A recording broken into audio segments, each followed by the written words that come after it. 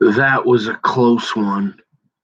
Good morning, good afternoon, good evening, whatever the case may be. This is your fellow YouTuber, the camper, Nick Julien, Bunker Baby, Brother Moldy. I just had the. Oh, thank you, Jesus. Oh, I did. I almost. It's garbage day. In fact, there's a couple things going on here, folks. Can you believe I almost never, you understand, when I'm in, that was as close as it's ever been. Look, I don't know if you've ever been, remember how I said never again? No, I'm not talking about Alexandria. What's her name? Alexandria. You ever listen to Sebastian Gorka? Oh, yeah, that guy. Oh, I have a few times.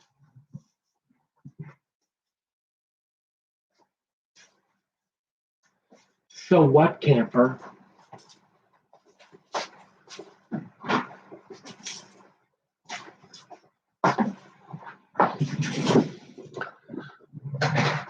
Oh, great.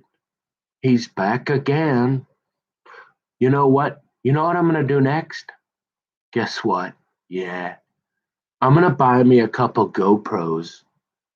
I'm going to actually, I'm going to get three of them, maybe more.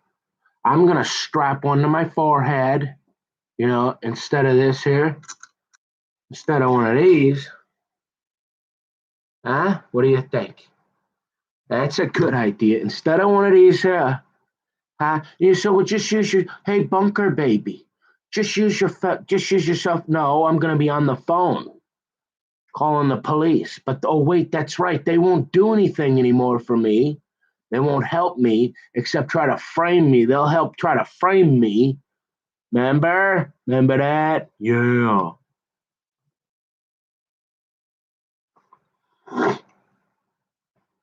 Not all of them. Trust me. I don't know, and it's tough to tell them all apart. They all kind of seem the same, and they wear these same. They all kind of dress the same. Once in a while you gotta. There's one that, and then there's. I mean, unless like there's a female and a man, and they got only a couple of those.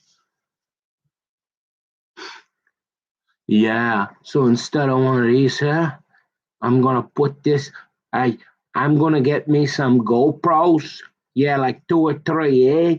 I'm gonna put one on my forehead, probably one on my chest. I'm gonna get a couple on my vehicle. Yeah. And extra battery packs, remember them? Yeah. So if I go anywhere, it's all documented. I mean, like, there's no, you want to talk about, I almost miss my garbage. You're saying, oh, goodness. He's already irritated, like from yesterday. Oh, I was almost settled down. Now I'm not mad at the garbage guy, right? Look, he's all right, I guess. I mean, hey, I mean, I don't know about you, but I mean, most garbage guys are no offense. Hey, he's like, oh, watch this. I dare you. No, I mean, they're kind of, it's not what you think, right? They're kind of roughnecks. Most of them, some of them are kind of big, on the large side. And yeah, I mean, and they look like I don't know, is it just me? Or is it, yeah, they probably could, most of them, I don't know. They seem like maybe, I don't know. I mean, I'm not being a jerk. I'm just saying, like, I'm not saying they're not anything. I'm just saying that some of them look pretty, I don't know. I almost miss my garbage. And if you've never lived in an association, never again. I've lived in two my entire life. First experience wasn't that bad. It's warm in here. I ran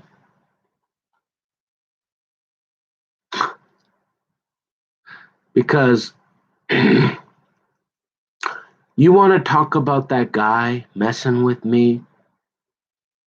See, you remember the EPA? Remember how I'm the original EPA? Actually, way before all these utopian, right? Like the only time you should ever be approaching anybody's garbage, especially like if it's not in your like, see, like okay, like you want to tell me what a guy, okay? We're talking at least 50 feet, right? A whole different building, a whole yeah, it's the next building over. Does somebody want to tell me what that guy had other than trying to pick a fight with me? And that's a bad idea. Most of the time, unless you're about 6'8", 400 pounds, it's probably a bad idea. Because I'm really like, and especially if I didn't do anything wrong, again, I've never been in a fight for some. Why is that? Why is that, folks? Is that just because, is it just because of that? Or do you think maybe it's because I probably get along with people almost always and usually don't cause them to bring in the SWAT team and shoot me? Yeah, that's part of it. Oh, wait, the other part, and you go, man, this guy's going already. Yeah, well, there's something about getting woken up by, you ever been to a casino? Ding, ding, ding, ding, ding. Yeah, like unless you've been awake for like 3 days and you got polar bears and Sasquatches running around. Like if that, if the garbage guy comes, you're gonna hear it. Remember that?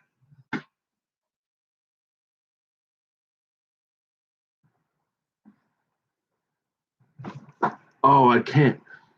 I, I've been here 10 years. I ain't kidding you. Uh I can only think of maybe 3 times in 10 years because it's not cool to go a whole week. Well, obviously you say you got that. Well, we didn't. You didn't always used to have the recycle one. So yeah, technically you've got the overflow can now. But see, we've got these things called ethics that I live by. Remember that? We got those in business too, in life. Remember those unwritten rules, huh? Remember? Hey, camper, we're going to need you to, hey, will you watch the core? Keep an eye out. Yeah, but what's in your pockets, man? How you doing? I don't care. I'm not going to say that. What's in your pockets, man? Show me. I need to figure out how to do this with the gas. Look, so, the only time you should be approaching a guy like me, now I'm not that big, but again, normally I found like unless guys are about 6'8", 400 pounds, they usually don't mess with me. Kind of like that polar bear across the street. Yeah, about 7 foot tall, 450 pounds. Yeah, you might want to stay away from them kind of guys, especially when you like if you like start messing with his daughter or something, I guess. After he's been your neighbor for 10 years, I guess you might not want to do that. Look, the only time you should be approaching another man's garbage can, especially if it's in a completely different driveway, is you're like one of them left wing utopian guy, and you got like a latte. Remember that? Yeah. And you're like really pissed off because you got a guy showing kids how to fillet fish so they can eat. Remember how Jesus said that? Remember that?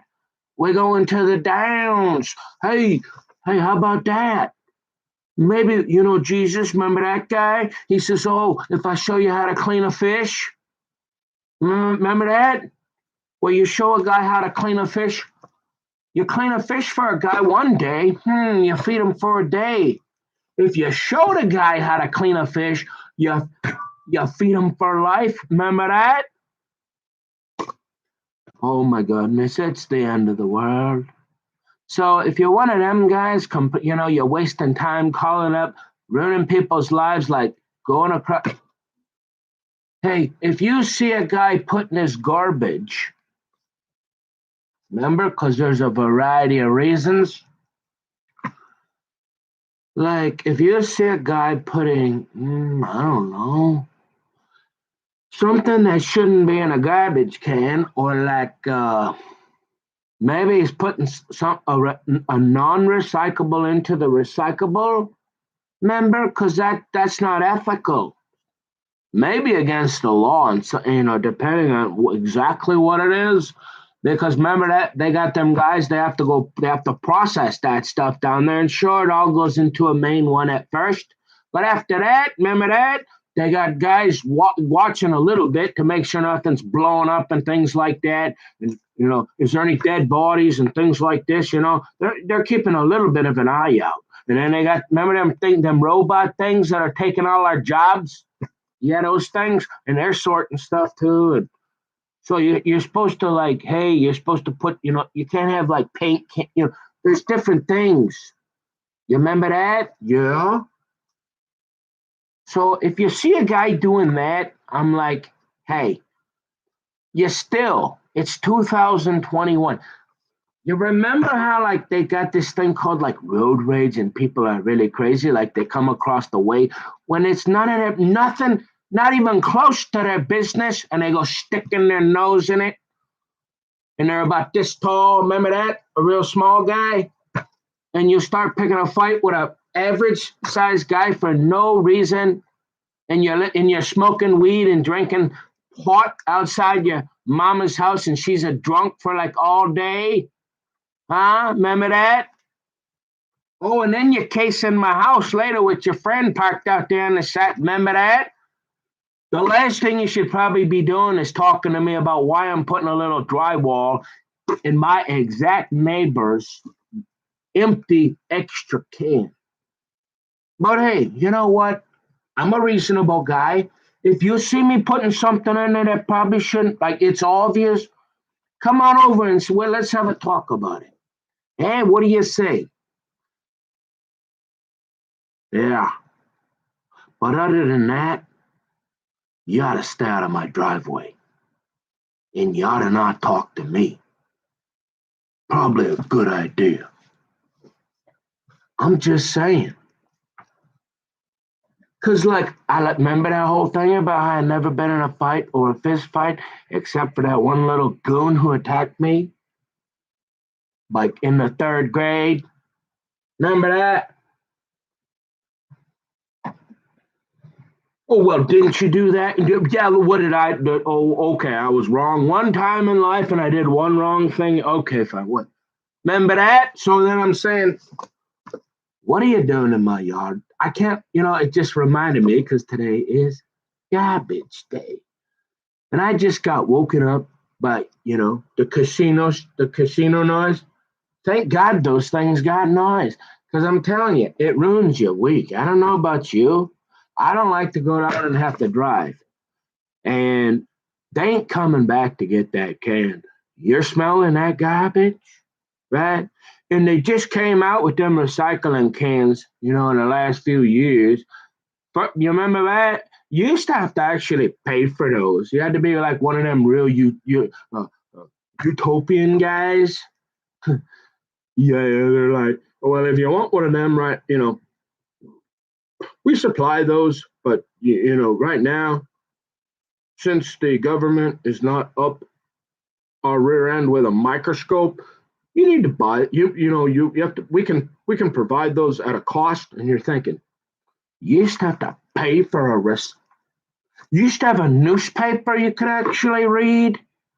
Oh, you mean there wasn't a bunch of these guys deciding who can use the computer and silence Mike Lindell's? Yeah, remember that? Yeah, that guy. Yeah. Oh, you're a little fire. Well, guess what? I got that really makes me mad. Because look at most guys like that polar bear. I guarantee if you're that little peckerwood across the street and you go talking to that polar bear there across the street, like you talk to me, oh, you, buddy, you probably was gonna have a really, really bad day. Yeah, I'm just saying. But I'm a really nice guy, so it's a good thing you picked me instead of him. Yeah, because he's not as nice as me. I guarantee it. I just remembered that, folks. This is the crap that I have gone through. This, and you know what? I'm gonna remember more. And you say, well, if Daddy's thinking, because Daddy's, y'all are logical people, right? Statistics. Remember that I took you're thinking, well, why is this, why are these things continue? How come this doesn't happen to anybody else, Camper? I don't know. Well, because you're sitting in your house almost always studying, and if you're at work 8 to 10, how do you have time to have people making stuff up about you at the Home Depot and giggling at you and all? Only in America, folks. I have this special talent that attracts people that want to bother me. I don't have an answer to that yet, but I almost miss my garbage. And remember how I like to get up nice and quiet? Yeah, that didn't happen today. But I'm glad the garbage went out because I'm not the kind of guy. Now, I'm not your EPA. I'm your original EPA. I have my own, environmental protection agency kind of regulations I live by. That code of ethics of normally I don't like put manure. I wouldn't put, like cow manure into like, say, a recycle bin, or I wouldn't take like a car battery. Remember that? Like I could probably figure a few things out that just without looking at the paperwork, you're probably not allowed to put like acid batteries into like a garbage can. Or like, how about you change the oil in your car? They wouldn't like that, right? Yeah. But a little drywall or something. And by the way, you got no damn idea of what I'm doing, putting in there, and it's none of your damn business. And your mom's a drunk, and you're listening to filthy rap music, washing your car with your filthy pot, and it stinks. And you got the nuts to come over and start talking to me when there's a polar bear another 12 feet from me. I mean, you got to be on some real good drugs, buddy. I know we got some drugs up here, but I think we're going to have to get the task force together and figure out. We're going to have to find this guy again. He's probably at work, because he and you remember that and be like, hey, we're going to need you to take us. You're going to need to take us to your dealer because there got to be some bad stuff going around. There's no way a guy would do that unless he's like sitting outside his mom's house for 12 hours, washing his car for 12 hours, and he's smoking marijuana, listening to that filthy rap music, bothering me actually. And he's listening to his rap music loud enough. It's actually noise ordinance, but I don't call the police because normally I don't like trouble, and I've lived long enough to know, hey, you just in general you don't do that. Remember that snitches get stitches. Remember that? Yeah, they taught me that a while back, but guess what? That didn't work. So we're gonna tell everything, right? Yep.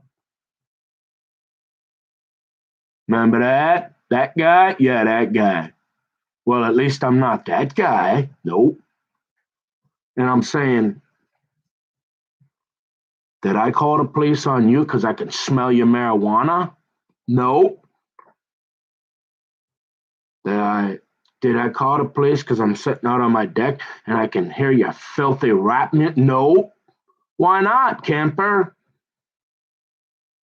because I'm cool and I don't do that. And I'm like, hey, if it only happened today, it's like the week, it is like Friday or Saturday.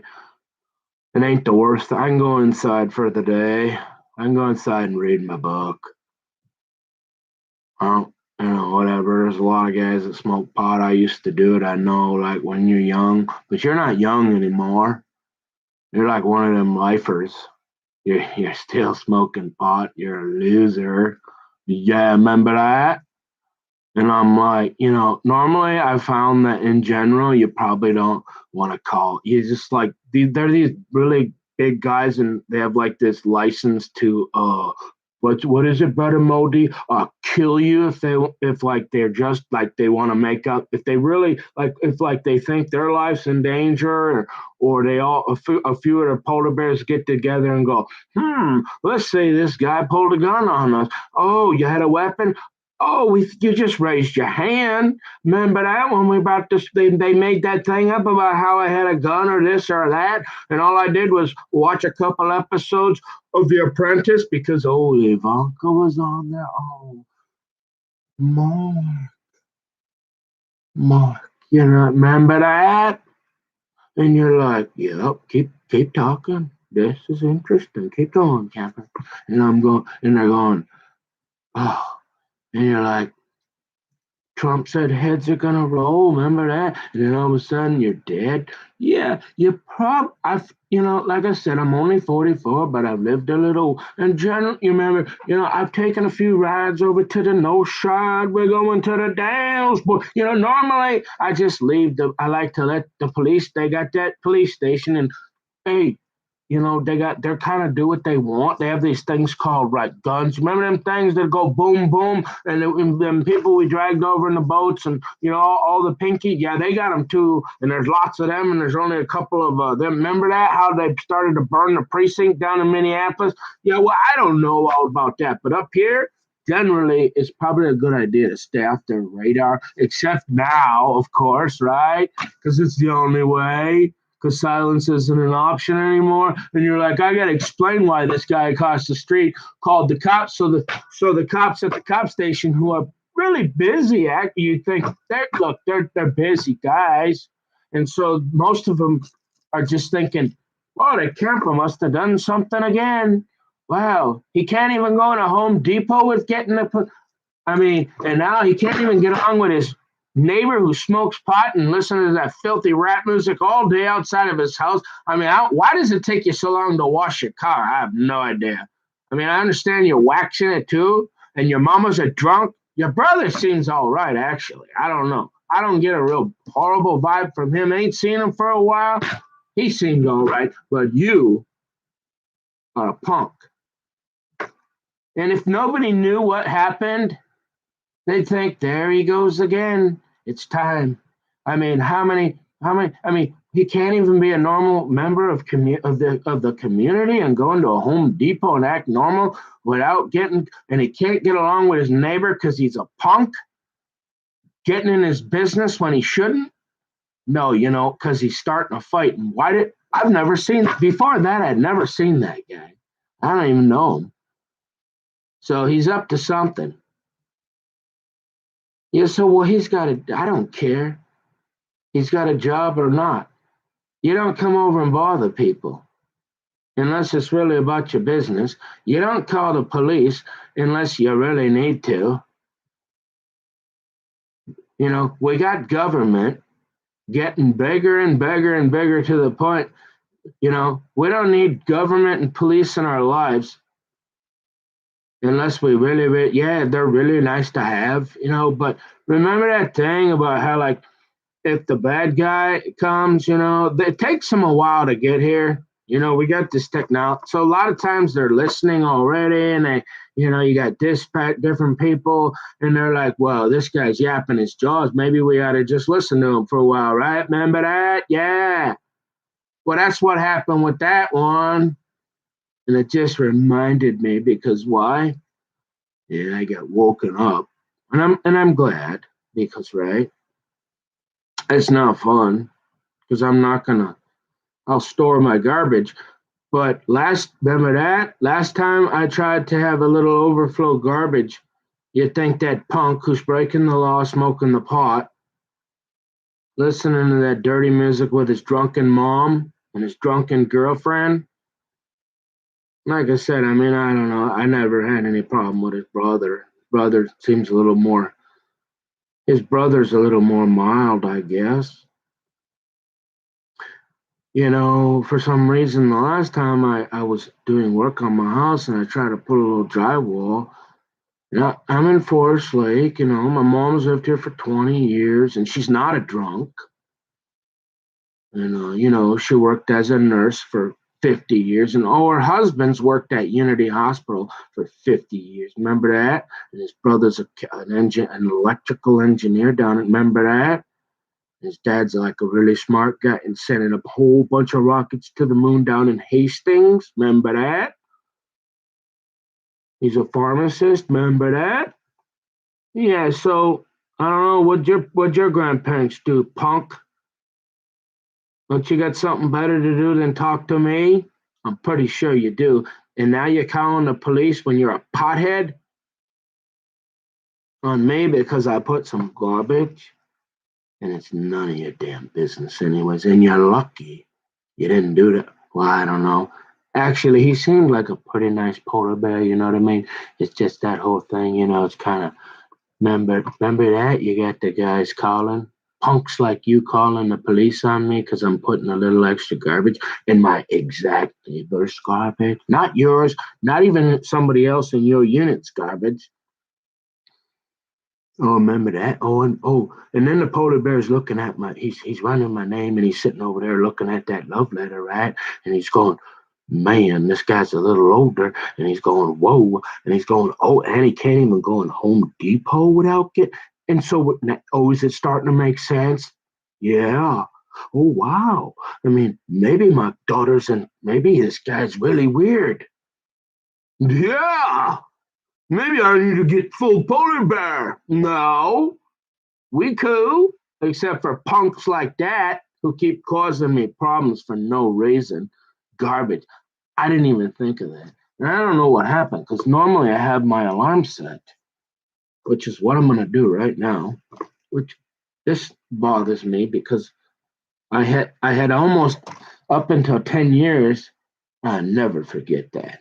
The guy upstairs, remember how I said he's starting to get, man, he used to do it because he used to go out every morning, so he would get it. So you said, well, why did, because I just thought of that guy. See, there's so many of them like that I should never have had to deal with. You would think naked ladies with salad would come running through my driveway, then a prick like that to start a little tiny little guy like that to start a fight with me. And you'd think he'd be in a better mood with all that marijuana he's smoking. You'd think he'd be more relaxed, chilled. And he's worried about me. He's like, what? He's out there for 12 hours waiting for me? Why? I don't know this guy from Timbuktu. And you wonder why I'm a little goofy? Well, figure it out. Yeah, that's the truth.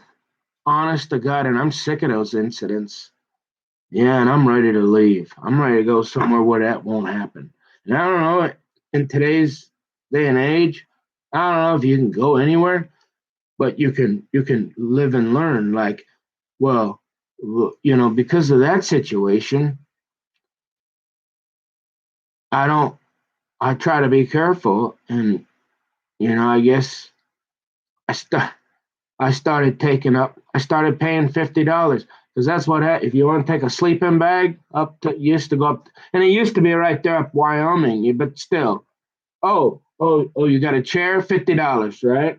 Unless you know them, then they drop it down to 25. And if you had a whole bunch of between, right? Remember, it's like $50 every time you drive. I'm like, whatever. So I start driving everything up there because I'm remember this crap pits of hell floor. I'm trying to fix that. And You know what I mean? It's like pretty logical to wonder why a guy smoking pot isn't in a good mood to begin with. Why he's sitting up there for 12 hours washing and waxing and listening to that filthy rap music. Yeah. No, we're not talking about some nice Christian rap music. We're talking about that nasty stuff. And you're listening to it at a level that I can hear it. But that's okay. Remember the Muslim guy? That's okay. You're the problem, brother Modi. Yeah, them Christian guys who ain't doing nothing but, reading their Bible and every once in a while they might talk to a polar bear's daughter. Yeah, remember that? Yeah. Huh, huh. And you're like, well, dang, man, that guy's got some tough times, right? Yeah. And I'm getting too old to deal with it, you know.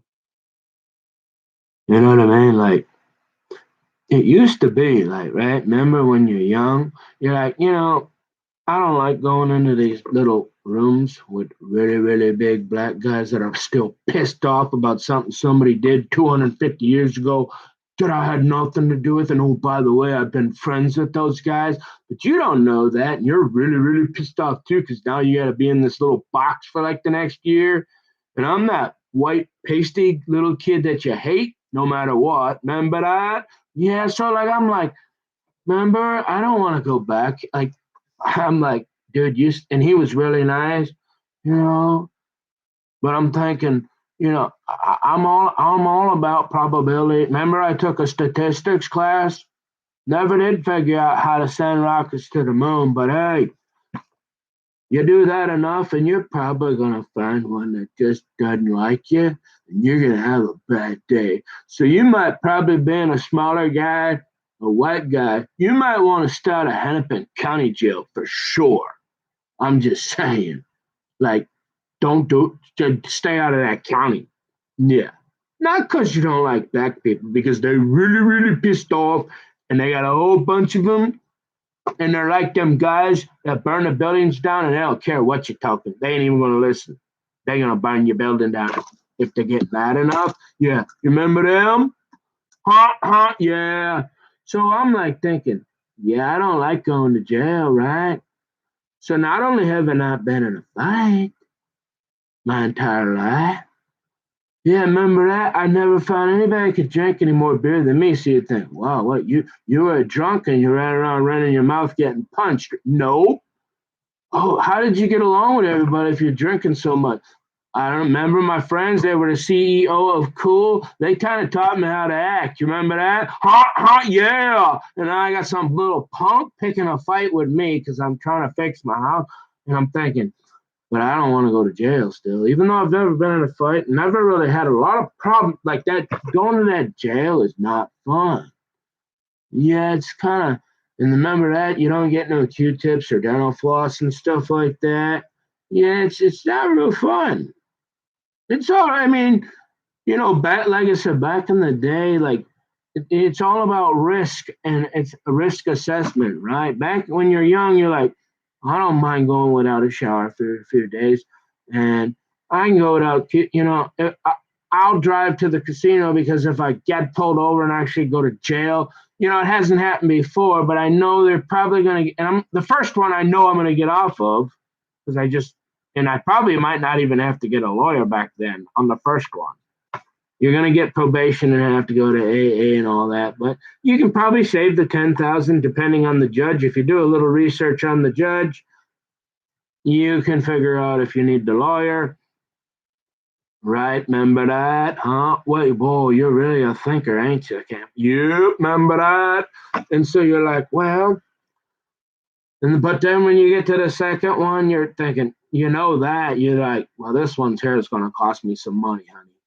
You want to go to the casino? And I love going. Hey, honey, you're half the kingdom, girl. I got to go with you. You want me to drive?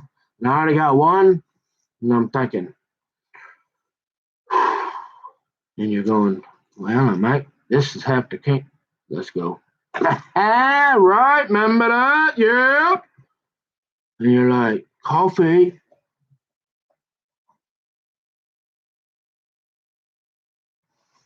And you're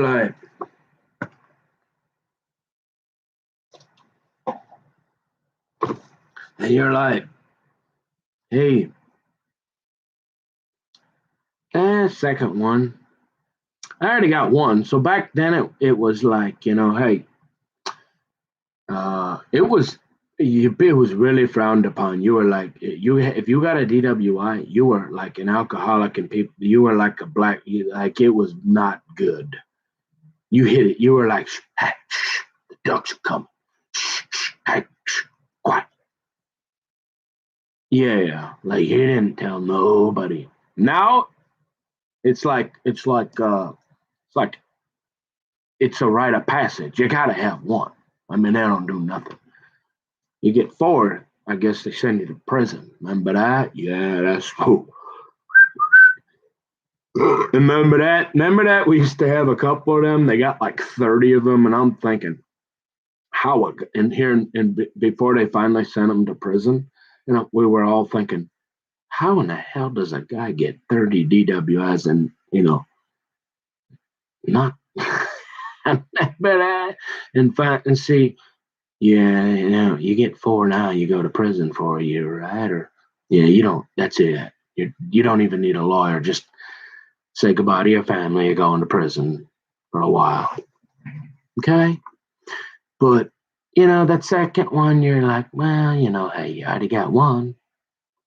You're like, I'll keep driving a little bit here and there. But we only got a couple. We're only a little bit over, right? We'll be real careful. And you got half the kingdom saying, huh, Mark, honey, you want to come home with half the kingdom? Look, honey, I'd like to go to the casino, sweetie. Okay, let's go. Remember that? Yeah. And then you get the second one, and you're like, okay. And you had to get the lawyer to kind of get probation. And you might have had to do like a weekend, or maybe you got the brace, the stay at home stuff. If you had a job, if you had a decent job, you could probably get what do they call that, home confinement. And then the old Hoffman guy would come out, remember that? And he'd check on your own boy. He ran a tight ship, didn't he? Oh, and he was an angry one too. Remember the golfing guy? And now I think he runs the jail over there in Washington County. What was his name? Oh, boy, he reminds me of old Detterman. Like, you didn't mess with, and he wasn't that big of a guy, but he had the power, right? Like any moment, for any reason, if you even looked at him funny, he could lock you up in jail. Remember that? So you was always on your best behavior. And remember that guy? Yep. And you're like, oh, yeah, that second one ain't too bad either. But you're worried about that third one. Oh yeah, you're like, that's enough. No more. Never again. Yeah, yeah. And so you start to figure out that you just don't like to go to jail, but then you're like, well, I'm not like that little tiny guy across the street. So as long as I had a few friends that they were kind of some rough characters, and usually said, look, hey buddy, we put the APB out on you, Nick, and like, hey bro, we love you, but we can't be holding your hand everywhere. But if you're cool, like we told them not to mess with you. So if you have a problem, call us. But like just be cool and try, remember that? And then I'm like, yeah. And I'm like, thanks, I love you too. I'll see y'all later. And they're like, yeah. And you're like, but it's probably still a good idea to get along with people, not go to jail and all that. Remember that? Yeah, yeah, I remember that. And you're like, coffee.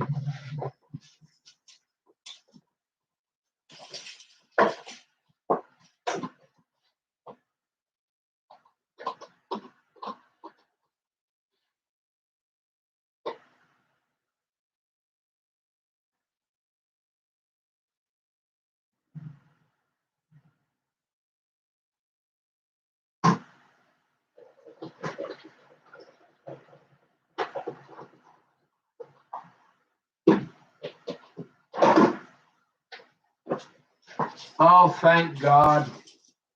Thank God. I got a full time job here, folks. I never thought about it, but a couple people have told me I actually have a radio voice. So I don't see it, Because I've heard some guys like I just thought of another Bob the Butcher. Yeah, if I've got the task force commander and I'm like messing with his younger daughter and he's a polar bear and a Sasquatch, right? He's internal affairs or something, and I'm thinking, yeah, he's probably wondering about Bob the Butcher too. He's like, man, I just ain't taking any. I mean, now he's talking to my daughter. Yeah, I'm not. I'm really mad, and I'm gonna like, I don't know. I'm gonna make up a bunch of crap on that paper there because I just don't want him any. I don't want him within 6 feet of my daughter. And I've just read too much here, and I just ain't got any more time. I don't have time to listen and try to figure it out. But we'll have to talk about Bob the Butcher too, won't we? We'll have to talk about why Liberty Safe Company. Yeah, you only in America. You won't believe what you would think. Remember, naked ladies and salad. Oh yeah, the stuff that happened. Remember how I said I think there's someone out there. You ever see that? Remember Ellen DeGenerate? No, I didn't say DeGeneres. What's her name? I said Ellen DeGenerate. Remember that one? Yeah, I know she's friends. She's really, really close friends with all everybody. Remember that? And like, you probably really, really don't want to pet. If like, if you're in Hollywood, she's like one. Even though she's that lesbian and she's got the really, really pretty girlfriend, you probably don't want to piss her off. Yeah, because remember how she's got that headset? Yeah, keep talking, camper. Remember that? And how she likes to hang out with Ashton Kutcher and play that punk stuff. And they're like practical joke, and she's like, tell him this and tell him that. Imagine like if she's doing that. And yeah, remember that? Yeah. So, uh, I'm just like I can't figure out like do they just like is there do I have like a super fan? I must have a super fan somewhere that's like, oh yeah, that's that guy that doesn't like he says that homosexuality is a sin or something.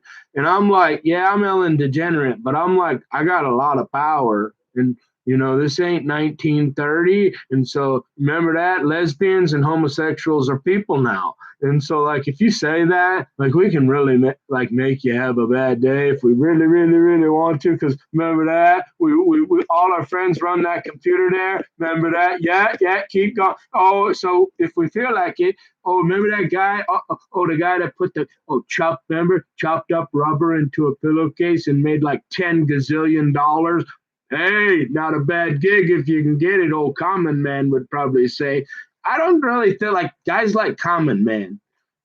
I guess he hasn't drank in 50 years, and he'll tell you so I'm not breaking ethics. If you listen to a sports show, he don't really have a radio voice to me. Now, like for example, you know who's got the sweetest? Not that sounds. I'm not okay, and it's not politically correct anymore. It's not okay to call somebody a midget. It's not okay to say what was I going to say? That sounds gay. That could hurt somebody's feelings. Remember, I'm a professional, right? Yeah, get it through your thick head. Look, hey, if you're a professional in anywhere in business or anything, you cannot talk like that on social media because, well, life changes and society changes, and we got that thing. Remember, we got a constitutional republic. Remember that? And they go, no, we have a democracy. Well, no, we have a democratic governor a democratic government system that and if you listen to Tom Emmer and those guys and like Jason Lewis, you'll kind of learn some of this. Well, wait a minute. I thought we were a democracy. Isn't it just the Democratic Party? Well, no, that's what's cool about Minnesota, where we have a Democrat farmer labor. What? We've never heard of the farmer union. Yeah, pretty cool though, because but we've put all our farmers out of business with Big Ag, and the guys like Jason Lewis and Tom Emmer are like, hey, why can't a guy have a hobby farm like when Nick was a kid?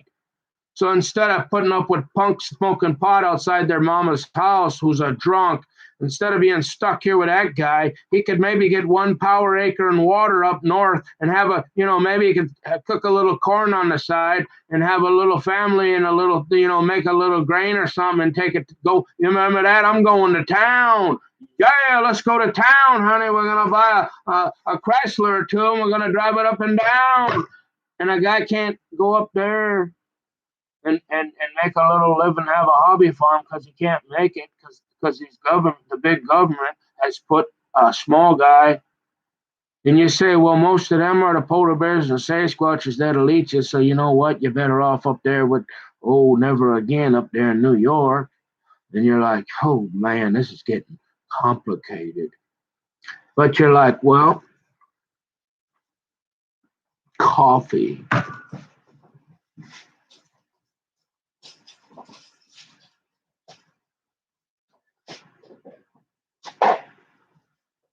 You're like, this guy's kind of weird, but he ain't real stupid. We wish he could stay a foot. Well, yeah, I mean, he's pretty smart. Why has he got all these problems and people messing with him? Like, I think they're jealous of my hair or something because I'm pretty ugly. They're like, I wish I had that big thick Dahlheimer Dolly hair.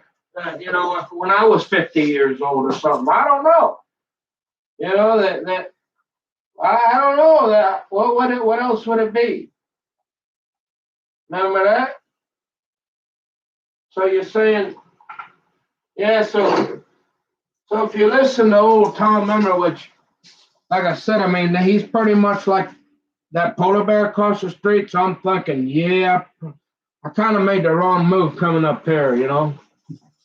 I guess they really, for some reason, you really gotta be one of them. And you can't be kind of with them. And then remember that, so it gets kind of tricky because then you got that little guy there. He's where he's at because he smokes that stuff and listens to that music. You can guess what team he's on. And I'm like, I ain't. And then you call the police. I've never seen you before. You don't even live here, and he's left. Like normally, I always tell people, most people are lucky I'm not a felon. Yeah. And they said, well, are you a violent person? Not, never, remember? But remember, I'm kind of ugly now, and I got a few scratches. And so I'm getting, and I don't have all my boys in the hood around me anymore. And so they're like, we're kind of older now, and there's like nobody really cares about us anymore. And like, you kind of might like be real careful, or because we can't be around to protect you all the time, Mickey. I'm like, yeah, no, love you too, guys. See you later. And you're like, well, if I'm not see, this is what I'm thinking. If I'm a felon and they had already put me on butter knives and bow and arrows, and that little guy come over and do what he did, yeah, he's gonna have a real bad day. I'm just saying. But see, remember how I went to that mindful. See, I learned, hey, you gotta be thinking, man. You got to think down the road a little bit here. Is this guy worth it? Oh, you mean you're not mentally ill? And you know how to control your emotions when you need, you mean like mama said, pick and choose your battles? And just because a little twerp come over messing with you, you're not going to go flying off the handle? And old Hoyer should probably give you a permit to carry? Yeah, remember that guy? Yeah. Yeah, that's exactly what I'm talking about. And so I'm thinking, there's a lot of people, and I'm not a big guy, smart enough to know that even down there at Washington County, yeah, there's some pretty mean dudes in there, and like they're a little moody some because they can be in there for up to a year, and they got that old short timer loan, like they get. You remember how they pick on the short timer guys, kind of like that little punk, because they're like, hey, he only supposed to be here for a few days. I'm here for a year, don't matter. I'll go after him. We'll get him some more time. Yeah, remember that? Yeah. Remember that? You're like, yeah. And you're thinking, I don't want to go to jail because I'm not a fighter. And my friends aren't here to protect me anymore. And I'm thinking, not a whole lot of big old black dudes, but they still got a few. And then there's some really big white dudes in there too now. And then if you get enough of them little punks together, yeah, they can give you a bad day, you know. And then you get a couple jailers or whatever, hey, that get to reading going, wow, what's wrong with this guy? I got a job to do, but he can't even go to Home Depot. He's messing with and he's calling her a little girl. I mean, maybe we ought to. Oh, I think maybe we just leave the cell door open. Remember that? So you're thinking this guy here, you're lucky I'm not a felon, because you're about to have a bad day, dude. So be thankful that they didn't give me a felony, because I don't want one. But for what you did, sticking your nose in my business, yeah, I might get one eventually if I didn't have one.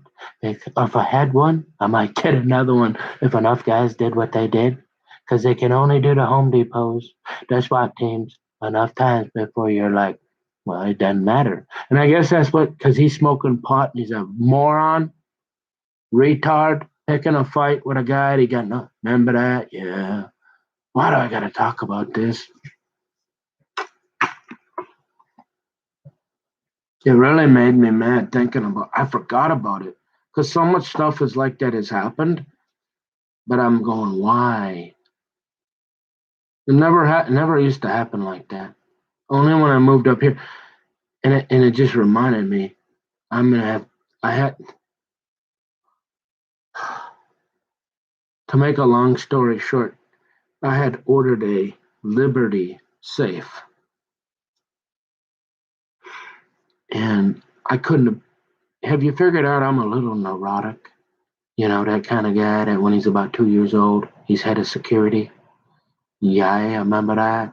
Locking everything down like Fort Knox. You're probably thinking, hey, he probably looking at his safe, making sure they, when you're paying like $1,000 for it, and he's thinking, I don't want any scratches. Yeah, I'm that guy. And then I probably spent like an hour on 2 or 3 hours explaining that to the guy that's going to deliver it. You might want to be careful with my safe. Just keep it in the box till you get here. And then I'm gonna inspect it, make sure there ain't no, and I'm paying you good money, so that's what you're gonna do. Or I'm gonna call somebody else. Remember that? Yeah. Mm-hmm. Pretty reasonable. Remember, it's America. You used to be able to, when you bought something, well, you used to be able to go look at it. Now you get what they send you. Yeah, and then they got them guys that don't like you running the computer on top of it. Yeah, you get what they send you. Yeah, when they send out a fridge, you just pray there's nothing wrong with it, no scratches, because they don't have any up there at Warner's. They got one or two, right, for you to look at, maybe, kind of, sorta. But you're getting whatever the guy come with, and if you complain, well, we got 10 gazillion people, and we're turning into socialism. Remember that? So guess what? Oh yeah, we're back to the computer now. Don't call us. We're the only one that sell refrigerators. Now we're not making any money because you want one that don't have scratches on it. Yeah, we're not doing business with you anymore because we got 10 gazillion other people. And they'd say, what do they call that? Remember that? Remember that guy? Yeah, what's up? We're going to the downs, homie. Hey, remember that? And you're like, yeah. And you're like,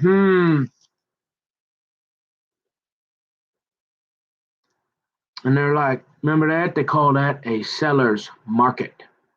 We are in a seller's market. When you have 10 million consumers and you have three sellers, they get to say what happens. Kind of like that polar bear across the street. Yeah. So your best deal is just to stay out of their way. You take what you get. But then you're like, well, but I don't like scratches. And I gave you good money. Well, that money ain't worth nothing. Remember the Bible? A wheelbarrow bar, $150 bills. No, we're down to like bartering. We're about resources. Okay, get your rate. But no, if you got 10 jars of peanut butter, you're paranoid, and you need some medication because we got a nurse running around two-fisted with a whole bunch of coffee and some cigarette burning, and she ain't on drugs or she don't drink alcohol, so she must know what she's talking about, right? Yep, you think so, but then you're like, this guy is. What's he talking about?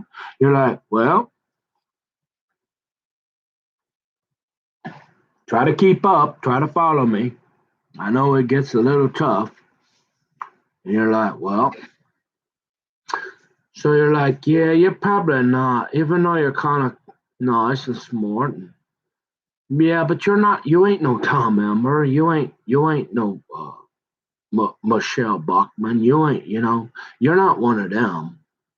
You're just a wannabe and mostly a deplorable. Because apparently, guys, I must be a deplorable if people are willing find reasons for no reason to call the police on me at Home Depot. And this guy called the police after he took my garbage out of my can and put it on the floor. He called the police to tell him, hey, this guy's got garbage laying on the ground. You can't make this up, folks. You know who really has the most awesome, and not like, normally I would say it not in a gay way, but he really has. I mean, you want to talk about natural, what's his name? The guy that does the Vikings? He's not even from Minnesota. Gosh, what's his name? And he used to do K-Fan with what's his name before they had to can him because of his crack habit. Dubé, he was Dubé's buddy. Whatever happened to Dubé, anyways? He tried to get a show. Paul Allen. Now Paul Allen's got the, and I'm gonna say it, sweetest. Not in a gay way, but see, that's not politically correct. Like if you were on a radio show and said that, you'd have 5,000 pinkies calling you up going, if you don't fire this guy, we're going to boycott you, and you'd be canned in 1 minute, right? Yeah. But Paul Allen, man, that guy was born for the radio, not TV, radio, because he needs to get loud sometimes, and you can't really, the his passion that he does on the radio, it's can be too much for a TV. Man, that he's got the greatest radio voice of all time. I don't have a radio voice, but I like I don't even like doing, I mean, because this takes time, energy, but I feel like it's necessary because there's so many things that have happened where you wonder why my neighbors think I'm weird. But yet the guy, again, you got a guy. What, he's got a job. He's got a pretty decent job. He goes to work every day and he's got a girlfriend. Yeah, but he still smokes an illegal drug all day while he sits outside his house playing. We call that noise pollution. And if I'm really a police officer and I've got the right to write a ticket, I absolutely could have walked over there and given him a ticket if I wanted to. Now, is he being super loud? No, it's a Friday and it's a Saturday, and I'm a reasonable guy. And I know we got a lot worse things to worry about than some pot. Not when I was growing up. Remember, they would bring in the German shepherds with the guys in the vests and walk down the whole freeway for a little bag of weed. There'd be about 25, 50 of them. And they'd tear your car up. And then they'd take you to jail for 30 days. Remember that? Yeah, that guy, me. Mm-hmm. But we don't do that anymore because we got a whole, remember that thing, exponential population I was talking about? Yeah, it keeps going like this. So, hey, maybe they're onto something with them Georgia guideposts. Oh boy, now you're talking about them conspiracies. We won't go there yet. No. You say you gotta wait for the ham radio, and you gotta wait till them trucks there's no more fuel. Everybody's really at home before you start talking about that, Kemper. Because we can still send them guys out in them vests, and we're still working on this here. And you remember that polar bear's daughter you're messing with? Oh, remember what we wrote about you? You better stay in check, son. But wait, I listened to Tom Emmer and Jason Lewis, and I don't have a pot problem. Still like naked ladies. Ha ha, yeah. We going to the downs, homie. What's up? And you're like, huh? Who is this guy? And you're like, yeah, coffee. And you're like, dude, why do you got to keep? I don't know. But we're going to talk about Bob the Butcher. Because if you got half the kingdom and she looking at that on paper, she one of them real smart, pretty gals with the braces and the trauma. And she going, guess what? I like to read, and I'm pretty good at it and pretty fast. So I might look at that. Yeah, remember that? And you're like, yeah. And you're like, can you tell me a little bit more about that one, honey? Yep, I could explain everything. Not making excuses, but I'm giving you a reason. Except again, this is where I'd open it up to say, hey, I'd like to figure out how I possibly could have. I am serious. I'm telling you, what could have I done to not get the Home Depot police on me? Remember, Leslie says there's those. Remember that? So you can't say that no more. Not even on YouTube. I won't do it anymore. Because I guess it hurts people's feelings, and I don't want to hurt people's feelings. And there's other words, but it's strange because if you go over to Europe and you say that three-letter word, somebody might give you a cigarette. And it's interesting how culture and language, and then it really varies around the world. Seriously, and you go, no way, this you can't. Yeah, the three-letter word that Leslie like. She says there's a special task force now with them, and if you see them, you can call and know. And I'm thinking, no, they disbanded that about 50 years ago. And actually, those guys, remember the Pinkies, and they're really pissed off, and they got the boom boom now too. Yeah, they're the ones that actually have the police. They're actually the police now. Yeah, remember that? So I don't know if there's a gal like Ellen DeGenerate on a mic that likes to see me in handcuffs. And like I said, usually like she likes to put me in them, but then a couple of her bosses come along and go, "What are you putting him in handcuffs again for? You can't do that anymore, Ellen." But pretty soon they're gonna be like gone. Remember that, like HW, and then it's just gonna be Ellen, and she's gonna be like, "I'm really in control now, and now you're going to the can, boy, because you've been telling us that homosexual you're not allowed to do that anymore." And I'm thinking, yeah, oh snap. And you're like, hey, that guy across the street, right?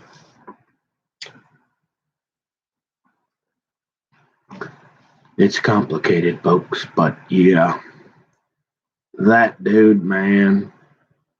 In fact, I would rather listen to the radio, and he's getting, I don't know, he's listen to his K fan.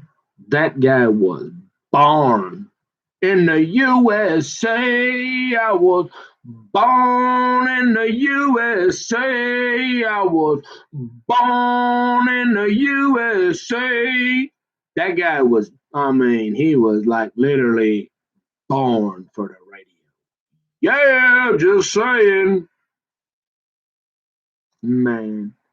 He's the kind of like if you don't even like football and you're like, hey, I'm gonna all of a sudden you want to listen to the Vikings game? Yeah, that guy. And so you're like, well, what happened with Bob the Butcher?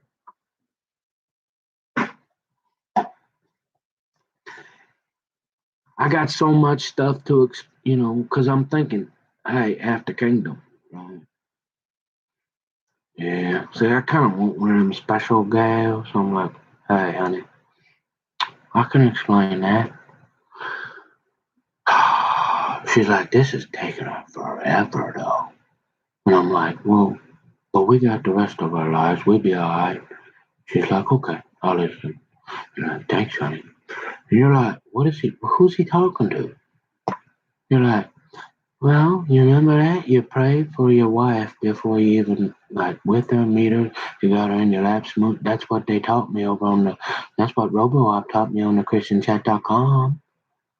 Yeah, I heard that out of Dutch a few times too. Pre-trib, just another. I might have even heard old Savage say that too. Why does he not like my little doggies? I mean, I know he's kind of a big goon kind of guy, but what he's got against, I don't know. Maybe he's one of them like bad boy type where you see, you're a little too feminine, man. If you like little doggies, and then you like gardens too. Mm-hmm. Would like to plant. Oh, you want to plant tomatoes? Are you sure you listen to Tom Emmer and Jason Lewis? Yeah. And you like plants and tomatoes and like stuff like yep. Hmm. Maybe we ought to make a couple of them police reports up or something and get rid of this guy. I mean, this is like the last county that I mean, you know, I don't know.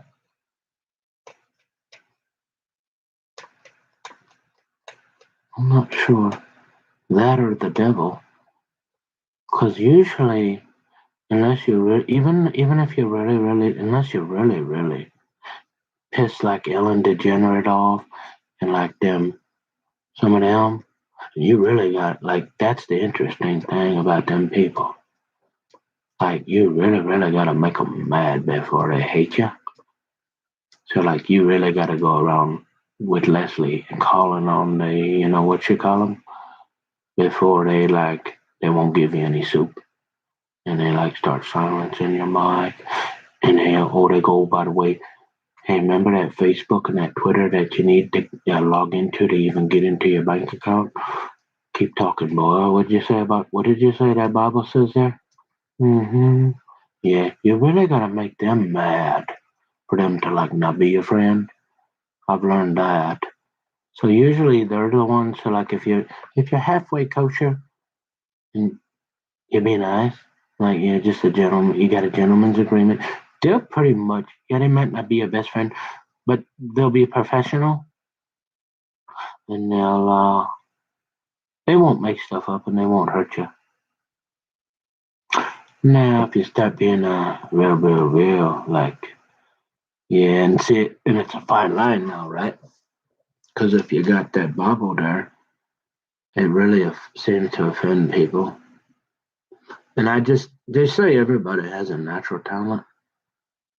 And like I said, I was never real good at math or science or anything. Apparently, like being annoying was a natural talent I was born with, I guess. Like I said, I had a good enough personality. I had a few along the way that still cared and loved for me and were my really close friends and stuff like that.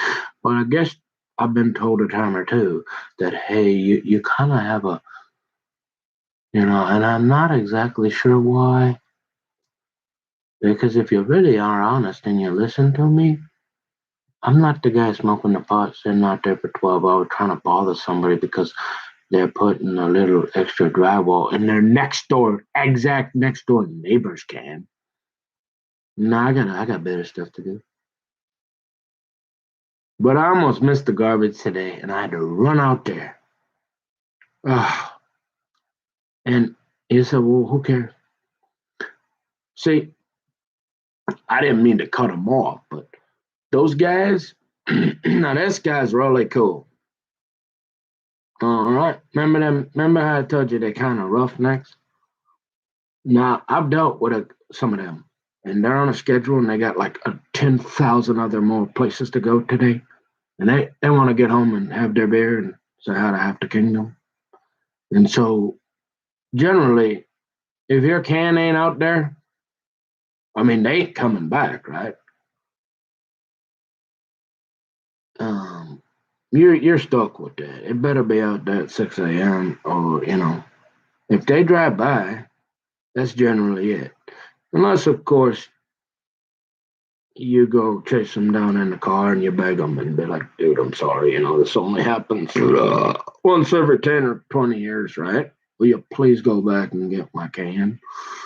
And they're like, yeah, but if you don't move that car from out of my way in about the next 3 seconds, I'm gonna get really pissed off.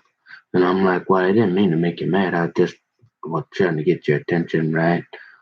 Yeah, but hey, look, I pick up garbage for a living all day, and I've been doing this a while, and I can't send rockets to the moon. So please get that car out of my way. I'll be back to get your can. Have a nice day, sir. And you're like, thank you. Yeah, bro. Have a nice day. Thank you. Most guys won't even. I've had guys that won't even come back. They're like, nope, wasn't out there. I don't have time to do that all day for everybody, or I'd never get home. So learn your lesson. And I'm like, oh, dang, are you for real? And you're like, member Rick. And you're like, member the bacon juice guy. And you're like, yeah, I don't like to talk to police. And I didn't have my can out there at 6 a.m. And technically, he has a right to say that. Yeah, he's a prick like that guy across the street. But hey, that's how it goes. You didn't have, hey, those are the rules. You didn't have your can out there, and I'm a jerk, and I'm not having a good day. And uh, no, I'm not going to get. What do you want to do about it? You want to fight me? I pick up garbage for a living, and I'm about 6'6", 350 pounds. And you just park that car in front of my truck, and I'm thinking, do you want me? He's thinking, you don't want me to get out of this truck, do you? And I'm like, no, I don't want no problem. I just want you to go back get my can. He's like, no, not today. But I've had that happen one other time with that other company, and I'm like, dang. And so then I started setting the alarm. Right, I didn't miss my garbage ever again till like today. And I'm thinking, man, I had my thing set, so I don't know how the alarm for every Tuesday, you know. And so, if my personality makes you angry, there's something wrong with you. Because if you can't see why I'd be getting irritated, and I've had like enough, and I start telling my story because for some reason I can't get all this on Facebook, and I want my dad, and I want my family and my children to know my life and what's happened, and any law enforcement that would be have the patience or curiosity to know the truth. Again, because if you're a law enforcement person, you don't have time to go through everybody's file with a fine tooth comb, and then if you've got some preconceived biases just because of something because remember that law enforcement, they kind of have an idea about what's going on with some people, right? Especially if you've had a guy call on you on the can, and you got somebody calling up to Home Depot. Yeah, you got a couple guys that have looked at your file, and then you had a couple DWIs, right? And you're a little bit older. And now you're talking to one of our younger gals. I mean, like, hey, buddy, you sure you were supposed to move up here? You sure? You sure you wasn't supposed to go somewhere else? What you doing up here, buddy? Don't you know we've been here for about 250 years? Huh? And it don't matter. Pretty much don't matter what anybody said outside of here. I mean, they can call us. We'll talk to them. But hey, this is our town, right? Remember that? Yeah, yes, sir. Thank you, sir. Uh, I had some family in the military. I understand. What you? Well, it was that old Tom Emmer and all that Jason Lewis stuff. Thinking, hmm, this might be the last place in Minnesota to go where you might be. It might not, which is so ironic. You're like, maybe if I go up there, it's not butter knives and bow and arrows for the rest of your life. Can you believe that? But then they get to reading the Home Depots and the garbage cans, and they're like, in old horrors, like, man, I don't have 3 weeks to listen to your YouTubes to figure out if in the next 5 days if you ought to have a gun, carry a gun around in public, right? No, but maybe you got the next year to watch them or something. But if you don't already like me and you get a few people saying stuff about me, and they already, I mean, it appears to me like they just don't, they've decided they don't like me. And so they are they going to make allow stuff, or they got people, I don't know, do they got secret people that when they don't like somebody, they just, they start making stuff up, and then you get enough of it, and you get enough of the old half them kingdoms on the horn, boy, and you're having a real bad day. Remember that? Because like half them kingdoms, remember the old Mark, Mark. Can you imagine you get two or three of them, and then they're married to the polar bear Sasquatch guy? Oh yeah, it's no fun. And you get about two or three of them that don't like you. Oh, and then they're on the task force and the commanders of internal affairs and detectives and all. Oh my God! Like, do you have a death wish, son? No. And you're like, oh boy, you better explain yourself, son. That's what I'm trying to do. And so you say, well, I had the garbage thing set here for 6 a.m.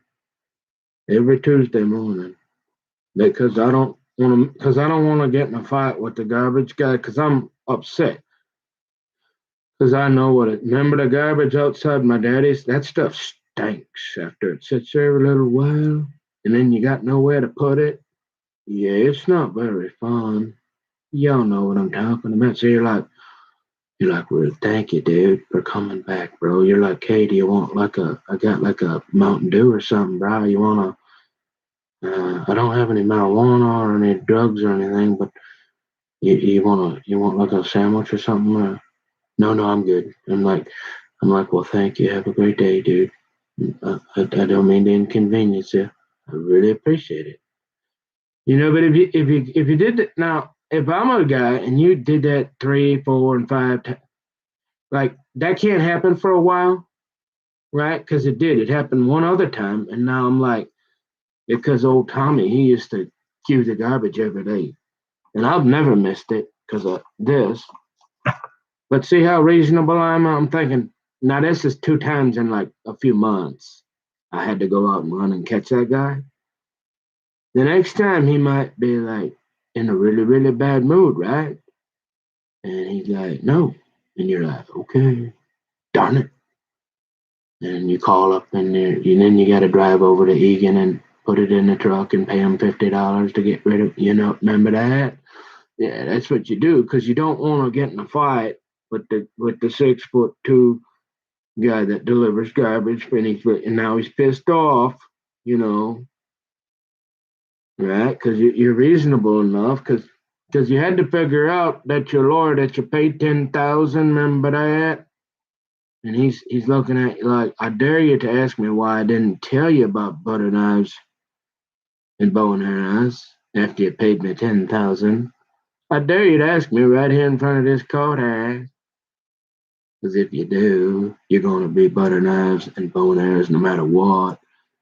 And I'm going to sit here for another minute and just wait for you to say something to me, son. But yet, I had plans for the last 6 months to not tell you about that after you gave me 10,000. Because I just feel like it's probably for your own good, son. Because remember, we got people calling up Home Depot. You can't get along there. You got a couple of DWIs. And you can't get along with that pothead across the street who likes to fight. So I'm your lord. Remember, I'm real busy too. And so I'm thinking, oh, I'm gonna do society a favor here or something. And I'm kind of liberal anyways. You know, I probably voted for old Bubba, the guy in the dress and the high heels, out of Epstein's house. Yep, I don't really like him anymore, but I sure ain't voting for Trump. And I'm not one of them. And I'm kind of just helping you because your mama, I know her, and she asked me to help you a little bit here. But I'm not telling you about you got it. You're gonna have to go find that. You're gonna have to go spend the next 30 days digging through the statutes to realize that it's no different. Because I'm not telling you. And if you ask me in front of this court, this judge, and you embarrass me, I'm walking out of here, boy. And you're not only you're never going to see me, you're probably not even going to be able to find another lawyer. And now you're going to be in front of that. Remember that prosecutor? Oh, he likes Tom Emmer. That's what he always listens to. Yeah, they're real good friends. And they don't like you, and I don't like you. And I dare you to say something to me, boy. Embarrass me right now, even though I wasn't doing my job ethically to notify you as my client, especially after you. But remember that wheelbarrow foot? We don't care about that. It's just a fiat currency. And so this is more about we're just kind of playing a little chess game here. And so I dare you, son, say something to me so I can walk up out of here because I want you to have bow and arrows actually. And that's why I didn't tell you for 6 months because I don't have time to read your whole file and you look a little. I ain't sure and I don't really want to figure it out because I don't got a month to listen to all your YouTubes to figure it out. So I'm gonna let them have you, and we're gonna ruin your life now. And there's no power acre, one acre power water. The fishing ain't real good that way. Don't worry about defending half the kingdom and forget about them little kids going deer hunting, shooting pop cans once in a while after you work for 10 hours. You ain't doing that either because I didn't tell you about that. But you spent a week and you finally found that one little clause there where, oh, by the way, when you do that their NICS check, yeah, that's a qualifier. You out. You bow and arrows and butter knives for the rest of your life, son. Have a nice day. Thanks for playing. Thanks for the $10,000.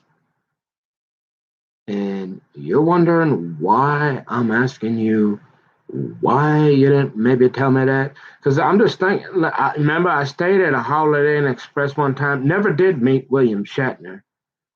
Oh, wait a minute. Somebody I know knows him, though. Who is that? One of Tommy's friends. One of Tommy's friends knows him and talks to him. I'll have to think about that one. But I'm not the lawyer that went to Drake Law School. And I'm not the one who's unethically going to not. Okay, you have an ethical duty to inform me of the implications of my plea agreement, especially when I've been asking you, hey, I've been telling you, hey, the only reason I hired you is because I don't want to go butter knives and bow and arrows for the rest of my life. And I'm smart enough to know that felony will do it. And I'm already starting to think, hey, that something don't sound right about this here fifth degree. But I can't read real fast, kind of slow, and I got that attention deficit thing, so I don't even know if I can find that.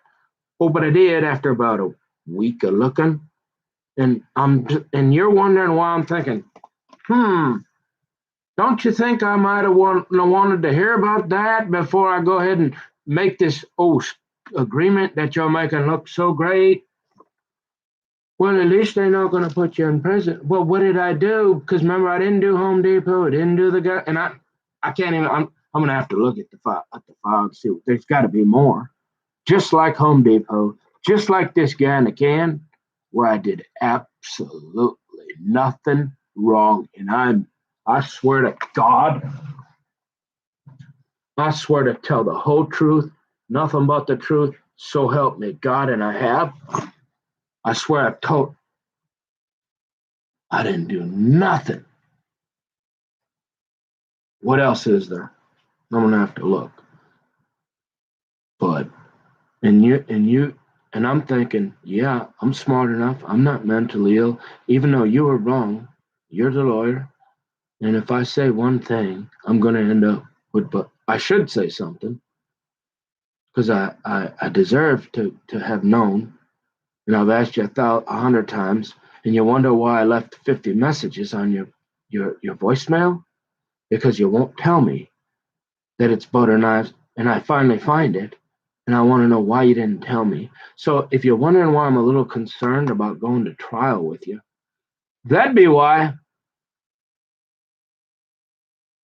because it's not ethical to say to play armchair psychologist and go, this guy looks like he's just kind of one of them old cats with his eyes glazed over, and we ought to put him out of his misery. He's a lost cause, and he's lucky he don't go to prison because they keep making stuff up. But I'm gonna do you and society a favor, and I'm gonna trick you, but I'm not gonna tell you. Remember that? And say, hey, I got my money, and what do I care? Oh, and then so once you find out later when you go to try to buy that half the kingdom so she can have a little something. Remember them guys that like to them banditos that like to come in the middle of the night and I'm at work? Yeah, you can't have one of those. And I didn't tell you, and I knew about it because I'm a freaking lawyer, and I've done this about 50 times, and I'm pretty sure you're dumb enough not to find it. And oh, but you did find it, and now I'm pissed off because you're about to say that in front of the court, and if you do, they're gonna get you anyways. Remember that? Why? And the funny thing is, man, I really, really like this guy. In fact, I mean, I really like this guy. But how you can trust somebody like that? Remember that going to trial with a lawyer that thinks your lifestyle is a crime in progress. That's not a happy, happy, happy prospect. Yeah, I'm pretty sure that's what they're talking about. And you're saying, well, how do you avoid this in the future, Nick? And I'm saying, I don't know because I was just living my life, and then all of a sudden this here happens, and then this happens, and then this happens, and I'm going, only thing I can think of is this sounds like what's going on in Revelations. And then I'm thinking, but I know there's a lot of Christians around me. There's a lot of good Christian police officers probably in the police department and the internal affair and all the people behind the scenes that might know stuff that the general public don't know because they're in law enforcement or there's just stuff like that. And so sure, but the idea that it would be like being singled out for persecution doesn't seem reasonable, or especially in a county like Washington. But hey, I mean, if you've got them just the county over, you got a sheriff throwing away his career over some Bathsheba in his office. Hey, I guess all bets are off. I'll be right back. Coffee.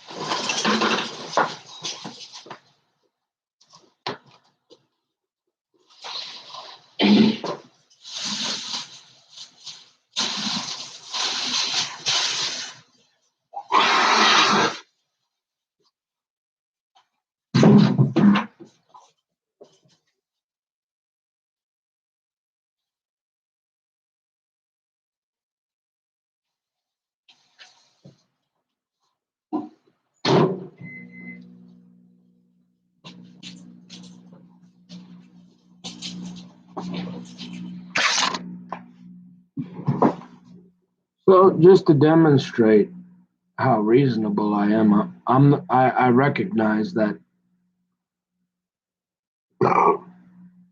even if I'm the garbage guy, which there's nothing wrong with being a garbage guy, they make good money. I'm just saying they can be roughnecks, and some of them are pretty big, tough guys. Okay, and I'm thinking, if you do that again next week, I'm thinking, dude, I've already been back there like 2 times in the last month. I'm kind of getting sick of this, dude. Why can't you get your garbage out there? I got a job to do. I can't just go back and get your garbage. I mean, I know you're a little special, Nicky, but hey, how many times you want me to do this, man? And I'm thinking, will you do it one more? And I'm thinking, okay, buddy, if you get that car out of front of my truck real fast, I'm gonna go back one more time here.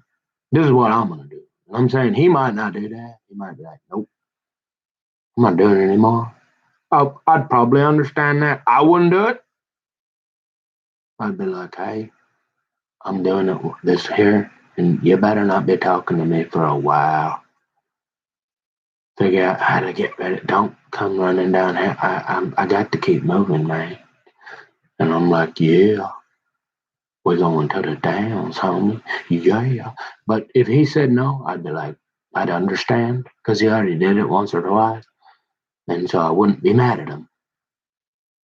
I'd be irritated, but I wouldn't get mad at the guy, right? See how reasonable I am? Coffee.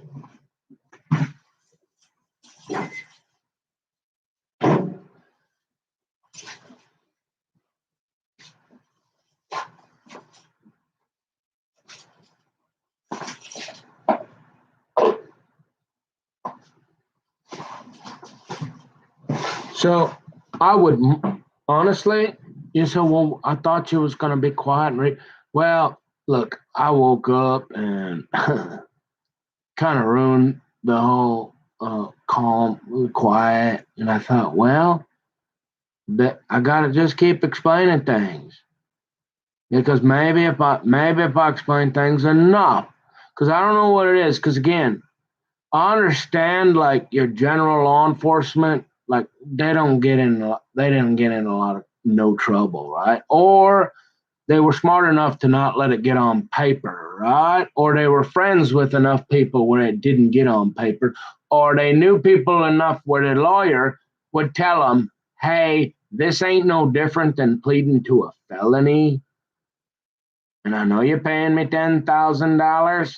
And so I'm going to go ahead and ethically tell you, hey, so that you'll call me again and trust me if something happens in the future. Because remember, I like your mom a little bit, don't like you, but I seem to like burglars. Burglary is okay. Yeah, I don't mind them guys. But you guys don't want to have to, and the fishing's real good up that. Yeah, I don't like you much. So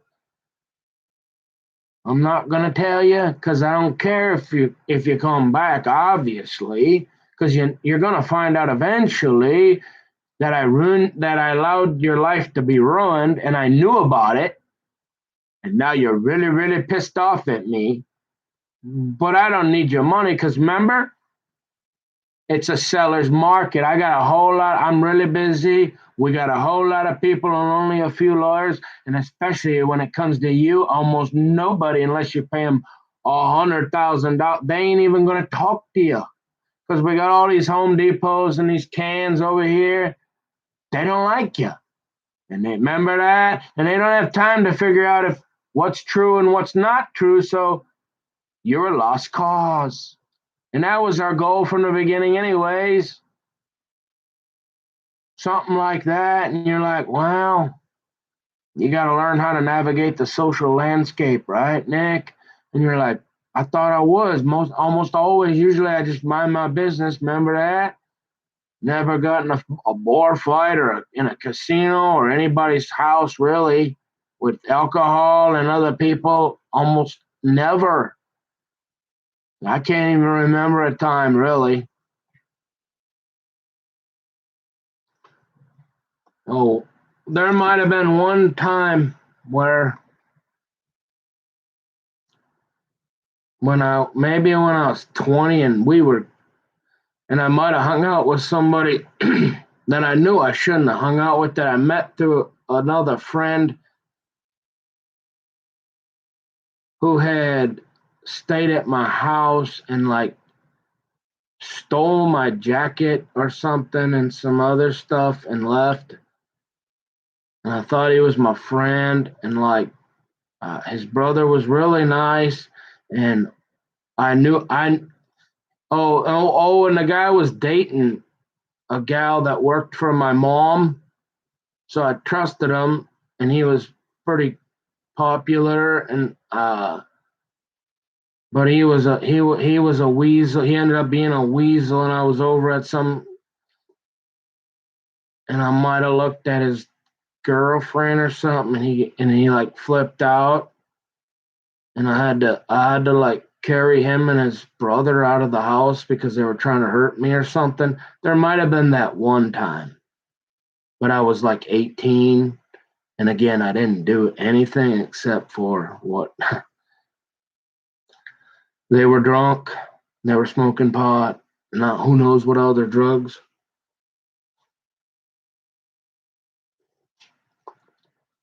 And remember that, like, you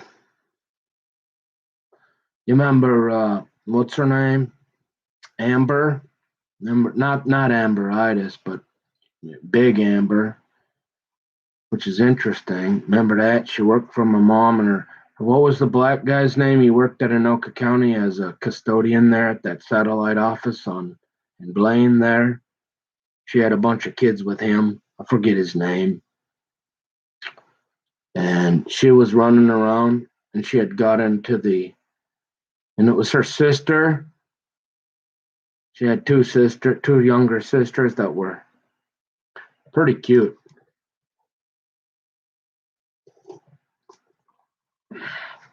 And so because she worked for my mom as a waitress, and I worked with her off and on. I trusted her, and her sister had been with this guy forever, and he seemed to be a pretty nice guy, and I hung out with him a little bit, but he ended up being one of those guys that really, really just screwed everybody over and like would steal from him, and he did that to me, and then I forgave him for that, and I was hanging out with his brother a little bit. Remember that? And so we were over at somebody's house, and I don't know, I guess he got mentally ill and psychiatric and thought I was looking at his girlfriend or something. Or no, you know what it was? Even more interesting. I remember this now because there might be a police report about that too.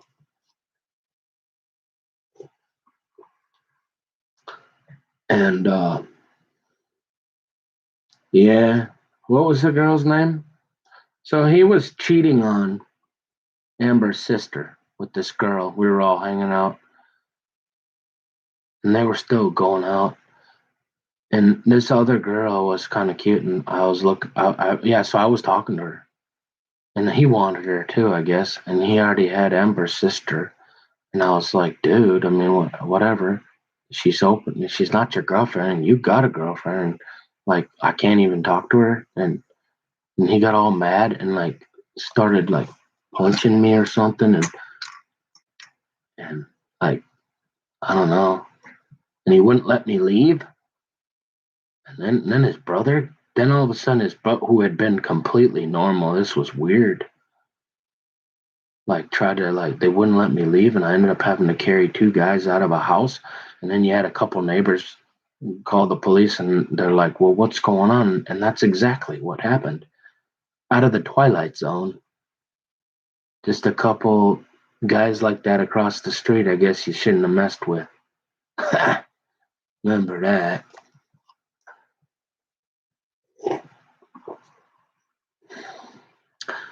Yeah. That honestly, that was like the one time, like,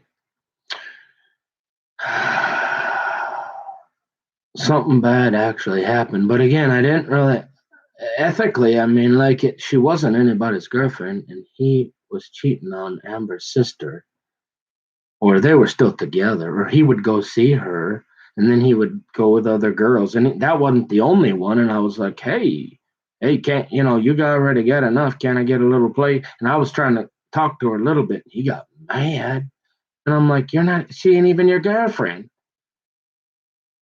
And so it was just weird. And he flipped out, and he wanted to fight me. And I didn't even fight him. I just tried to leave.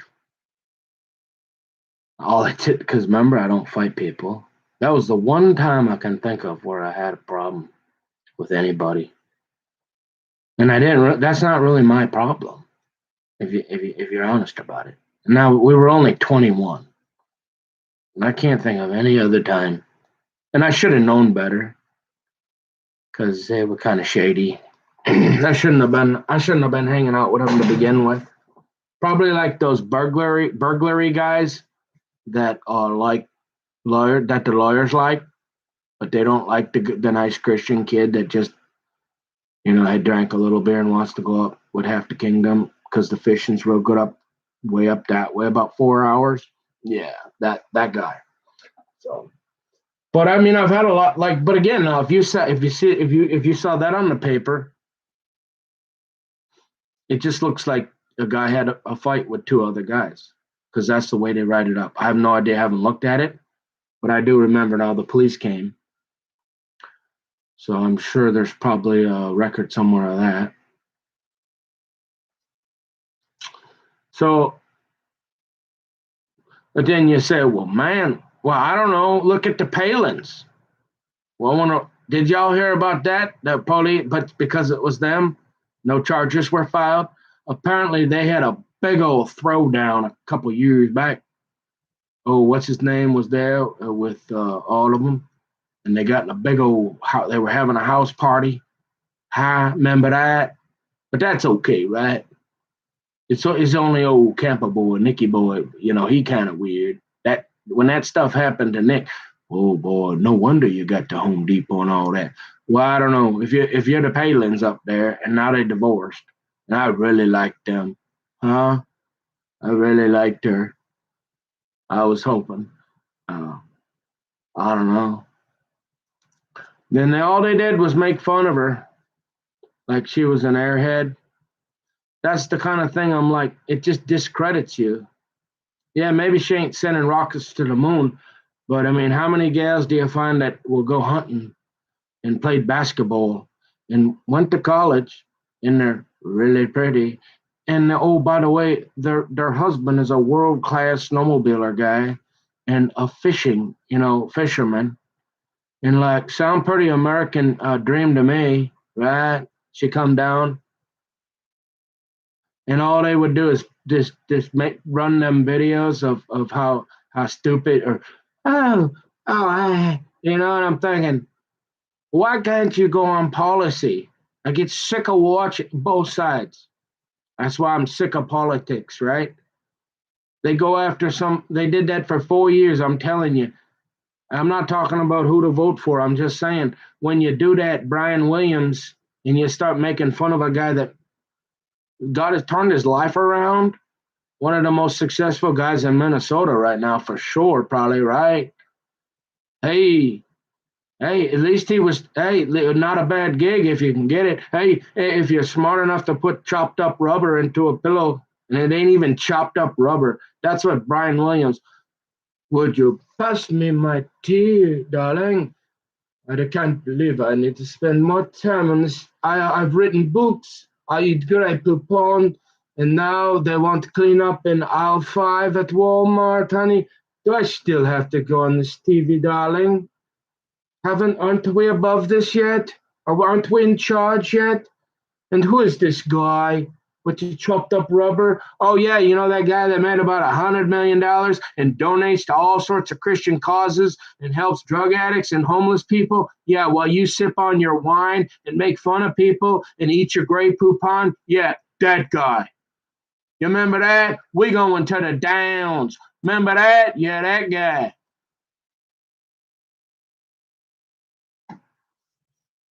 And you worried about me? So the Palins up there, right? They had a big old throwdown. Like, who knows? But they was fighting. All of them, I guess. I don't know. I just seen a look. With the neighbors or something.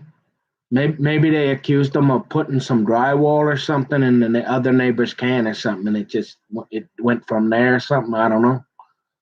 And old Sarah says, "Hey, I ran for president. Why don't you go back over to your other side there and leave us alone? We just try to have a little fun on a Friday night, huh?" Oh, and now I got a couple drinks in me, so we're about to get down.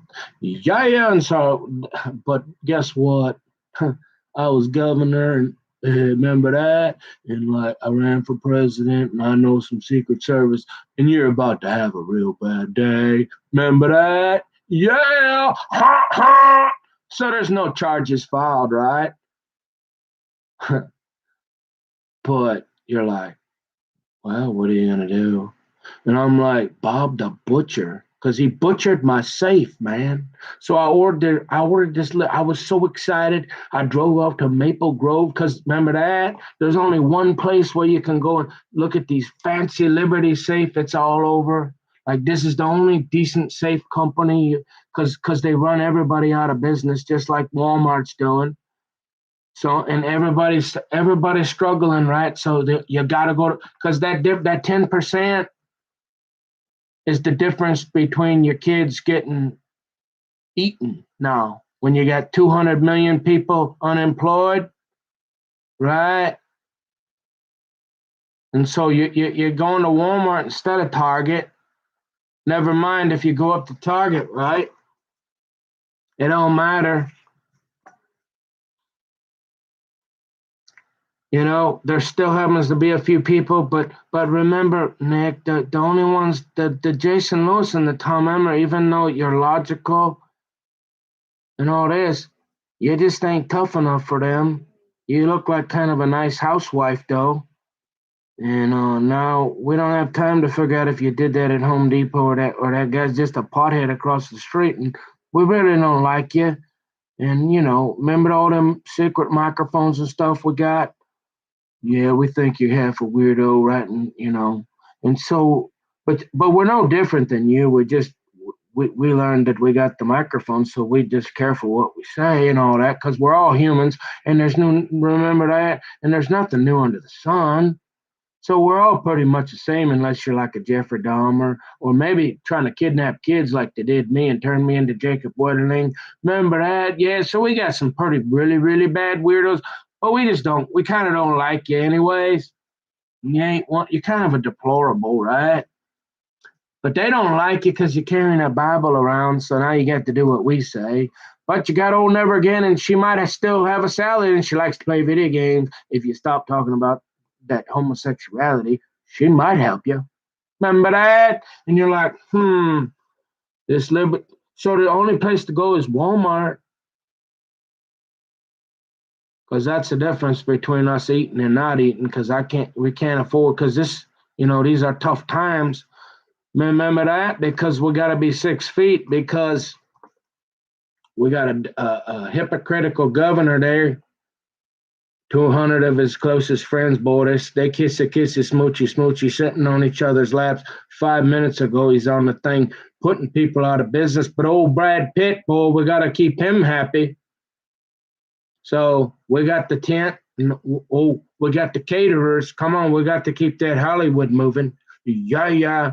But that lady right across the street who's crying, Because all she want to do is keep her business open while you run that filthy Hollywood and that porn industry. And you were crazy enough to give up Jennifer Aniston for a gal that cut off her hearts. Yeah, that guy. And you got some gal over here crying because she's working 70 hours a week, and you're stuffing cocaine up your nose. And yet, but you got them caterers. They don't got to be 6 feet because we got to keep the movies going.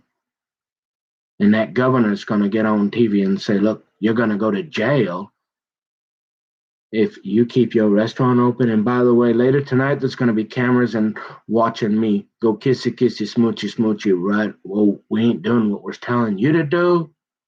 Remember that? Yeah. So now the only place you can go is Walmart, and there's one Liberty Safe Company. Remember that? This is America. Remember that?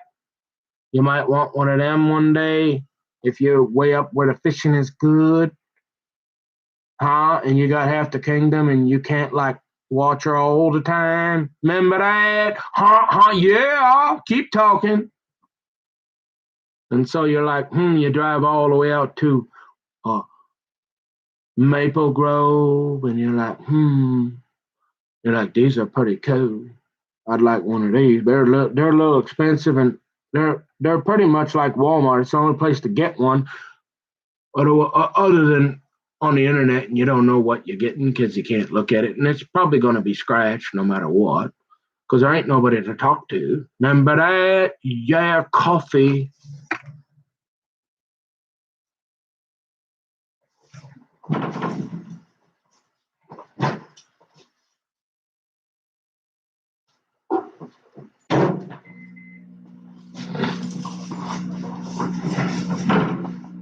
And so you drive way out there.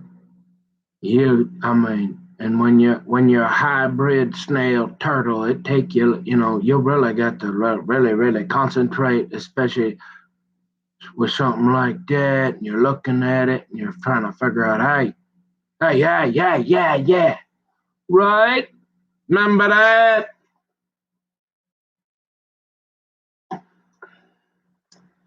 And so, after about 3 or 4 trips and talking to the guy, you're thinking, man, you need a haircut, bro. Did you read in the Bible there? Guys, old Tom Emmer says guys ain't supposed to have ponytails. And I'm thinking, remember that thing in the Bible where you say your hair ain't supposed to be longer than the gears? Don't say that in front of Ellen DeGeneres, or she'll get on the horn with that microphone and have you in handcuffs. But hey, buddy, yes, and you're selling safes, but you're the only guy that sells safes. So and you seem like a pretty nice guy, so I'm not gonna talk about your hair because it ain't gonna do me any good. Remember that? And I'm like, yeah. But you're the only game in town, so hey. And then you figure out and you spend about $1,200. So you're thinking, hey, it's kind of like, hey, if I went up there to get me a Chrysler or two, so me and half the kingdom can drive them up and down the road there, go to town once in a while. Hey, remember that? And you're like, yeah. You're like, I probably would if I paid $30,000 for a brand new car in a lot. It better not have a scratch on it. I'm just saying, like, if it, I'm like expecting you. Call me crazy. I guess you can't expect. It's not reasonable anymore. And like, you can't talk about the Bible, but if I'm giving you $40,000 or $50,000 for a truck, it better not have a scratch on it. I'm just saying. So I'm giving you a couple $1,000 for the most premier, the only one you can get where you look at it. Sure, you can go buy some other ones for 10,000, but you can't go look at them and you're gonna get whatever they give you. You're like, well, I don't have that much anyways. I'm not. Well, this is pretty cool. I mean, it laid up pretty nice, and all these ones here in the shop, they don't have scratches on them, but you don't have the exact one I want, so you got to order it. Plus, if you order it, you give me a discount. And I'm thinking, yeah. And so we do that, and finally you wait about a month or two, and you're the kind of guy, you're kind of impatient. Remember, you got that ADD, and you're like, man, I want this right now. Remember that? But you're getting more patient, so you're calm. You're thinking, hey, there's no way. You spent 3, 4 hours talking to the guy who's only making about, because that's the way it is. So they got to have a dealer deliver it, and he didn't sell it to you, so he really ain't making any money. They're all they're doing is giving them about $100 for the delivery fee. So if he can upsell you on maybe some other products, like maybe like a dehumidifier rod, and he makes about $1, or like maybe some lights and he makes $2. Plus, he's got to drive all the way from deep. Remember that white guy deep in the backwoods of Wisconsin that listened to rap music? Yeah, we're kind of trying to think about that one yet still too. But hey, so he already spent $20, $50 in gas. He ain't making nothing. He's only doing it because he still makes money on other stuff, and he got to keep Liberty happy, right? So he says, all right, I'll do it. And there's only a couple of them guys, right? Remember that? And you're like, yeah, so seemed like a real nice guy. You spent about 3, 4 hours talking to him, just like that lawyer telling him, look, I don't want no butter knives and bow and arrows. And he's like, I understand. So he's like, well, why don't you take a picture of the door? I see it. And I'm thinking, remember how I stayed at a Holiday Inn Express? Oh, and my daddy was a carpenter. I learned how to use a tape measure. And I'm thinking, you want a picture to decide whether a safe is going to go through a door. So, but I don't want to piss the guy off, just like I don't want to piss the lawyer off or anybody else. And I'm thinking, And he's like, and I'm thinking, I mean, do you got some kind of like secret equipment that can like, I just send the picture and it'll like give you the dimensions of the door or something? And he's like, no. And I'm like, well, how are you going to know if the safe will fit it with a picture? So I'm thinking this guy's not the brightest bulb on the tree already, and I've already been talking to him for about 3 hours. So finally I say, he says, well, I think it'll go through there. And I said, huh? And I'm thinking, maybe we ought to measure it. What do you think there, old Butcher Bob? And he like, okay. And I'm like, so I measure it, and it's kind of tough to tell, right? Because I didn't sell rockets to the moon, so they got a lot of different dimensions, and then they got box dimensions, they got inside dimensions, and then you got to figure out, well, what's. I'm thinking, hey, just bring this thing in the box and don't touch it till I come outside, because I don't want it scratched. And I tell him, I said, look, I want it in my house, but if it don't fit in that through there, we're gonna have to put it in the garage, which is a real bad idea when you got a pothead that's calling the police and taking the garbage out of your can, and now he's casing your house. Yeah, you probably don't want to say you want that thing bolted down in your house. Yeah, I'm just saying. And then you got the punk across the street casing you with his buddy. Yeah, and you're out down with a polar bear. Yeah, and they calling you on the Home Depot. Huh? Yeah, we're going to the Downs, dog. That's what's up. Look. And you're like, And they're talking about doing a little bit of this here. Yeah, remember that? And you're like, I just want to. I heard the fishing's really, really good up that way in the water. You can almost drink the water right out of the lake. Now, you don't want to be in the Bible. Remember where it said, like, if you drink like the dog or you. Yeah, you remember that? Like, I know what this says here. Remember that? Is that what they're so pissed off about? Must be. Because they ain't much different than me. They all like naked ladies. Remember that? And if you're Big Don and you got about or and you declared bankruptcy about 15 times and you funnel money through your casinos and all that, but hey, if you got them zeros, it don't matter. Hey, 18 is fine. But I don't know. Apparently, some of them guys like to go on the Lolita Express. I never been on it.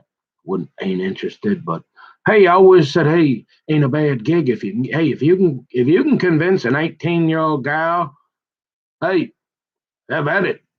If you can talk her into it, more power to you. But hey, usually you need a whole bunch of this. And then if you ain't got this here, it's usually a restraining order. And oh yeah, remember that? And like you're the creeper now, and we're making stuff up at Home Depot. Remember that? Yeah, that guy. And you're like, darn it. Why didn't my dad sit me down and tell me, hey boy, you might want to focus on the golf here and watch that knee. Forget all that hockey and all that, because you might want to use that knee. You'll probably want to save that so you can do the marketing like I did. Don't mess that up because you're going to need that on the golf course to get so you don't have to dig ditches for the rest of your life with the polar bear trying to eat you. And if you keep that knee good together, you'll probably find a couple guys that'll be like, "Wow, this he's all right at golf. Hey, Nicky boy, you want to play golf this weekend?" And by the way, I know a few guys that know a few guys. Hey, you need a job? And you're like, "Oh, that guy? Yeah, we going to the Downs. That's what's up." And you're like, keep talking. And you're like, "Well, look at here, Butcher Bob. What do you say we measure it? Wouldn't that be, wow." But you just want a picture. Little fishy, but you're the only game in town.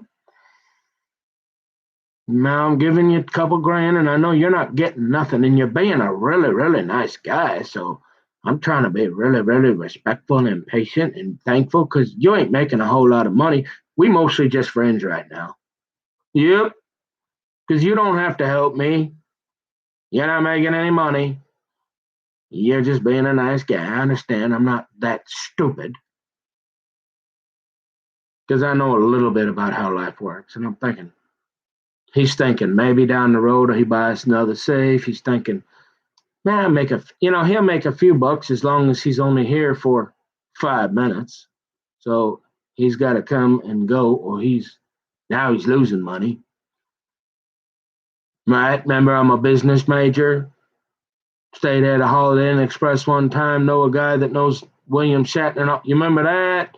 Yeah.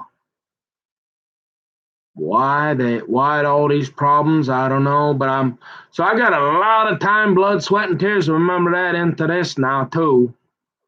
And this is pretty important. This is kind of like your wife, right?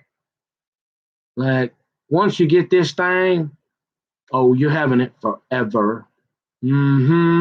It's gonna be real hard to get anybody to move that thing to, unless you got that neighbor guy casing your house and you got a couple buddies. Well, they'll make quick work of it, right? But it's bolted to the cement, so you're going to make it a little more difficult. Yeah, remember that? hmm So you're going to have to get some more neighbors involved, right? Remember that? Yep. Why you casing my house? Why you calling the cops on me, buddy? Why's your mama drunk? Why you got everybody thinking I'm a bad guy when you sit out there and smoke pot? You legally can't even own a gun. You're probably a felon. And now you're out here trying to pick a fight with me because I'm putting a little drywall in my neighbor's can. Ain't anywhere near you, ain't even looked at you, don't even know you. And you're messing with a guy that's a lot bigger than you. Hmm? See, it's that situation like, hey, you know how I feel about that polar bear there across the street? Yeah, you ought to be thinking that about me. Boy, they say little guys come in small packages or big guys. I'm thinking, you're a little too big for your britches. You got to stay away from me. Because if you didn't notice, I'm a little irritated. And I'm going to set the record straight now. And so, remember that? I don't want any trouble or felony like you. or any fights, because I'm already down with the polar bear. Remember that? And I got enough problems I got to talk about, so I don't have time for you. And you ain't worth it because you're a felon and a loser. Your mamas are drunk, and you smoke pot, and you can't own a gun. So stay away from me. All right? And you just want to ruin my life like you ruined yours. Because if you're smoking that pot, you better not be touching a gun, boy. Yeah, them's the rules. Unless you're, and you ain't that cool. So, yeah, you're not smoking pot and touching a gun ever. Okay? Unless you want to go to prison, which you probably maybe already been there, so you don't care. That's why you're messing with me. Because guys like you get their jollies off having problems with other people. Because since you remember that misery loves company, man, all them sayings they said to us, they seem to become, they're true. And you're really upset me. So if I'm kind of seem a little perturbed, that's why. So, anyways, I get this guy, and I'm like, I'm on the phone. I'm feeling like this guy's my friend now, right? Remember Kevin Carlson and Marcus and all them? Like, these are my friends. This is like, he's almost family. Like, I'm like, this guy's driving all 2, 3, he ain't making hardly nothing. So I'm trying to be real nice because I'm not a real big idiot like everybody thinks I am. Remember that? Yeah. And so you're like, well, Nikki, oh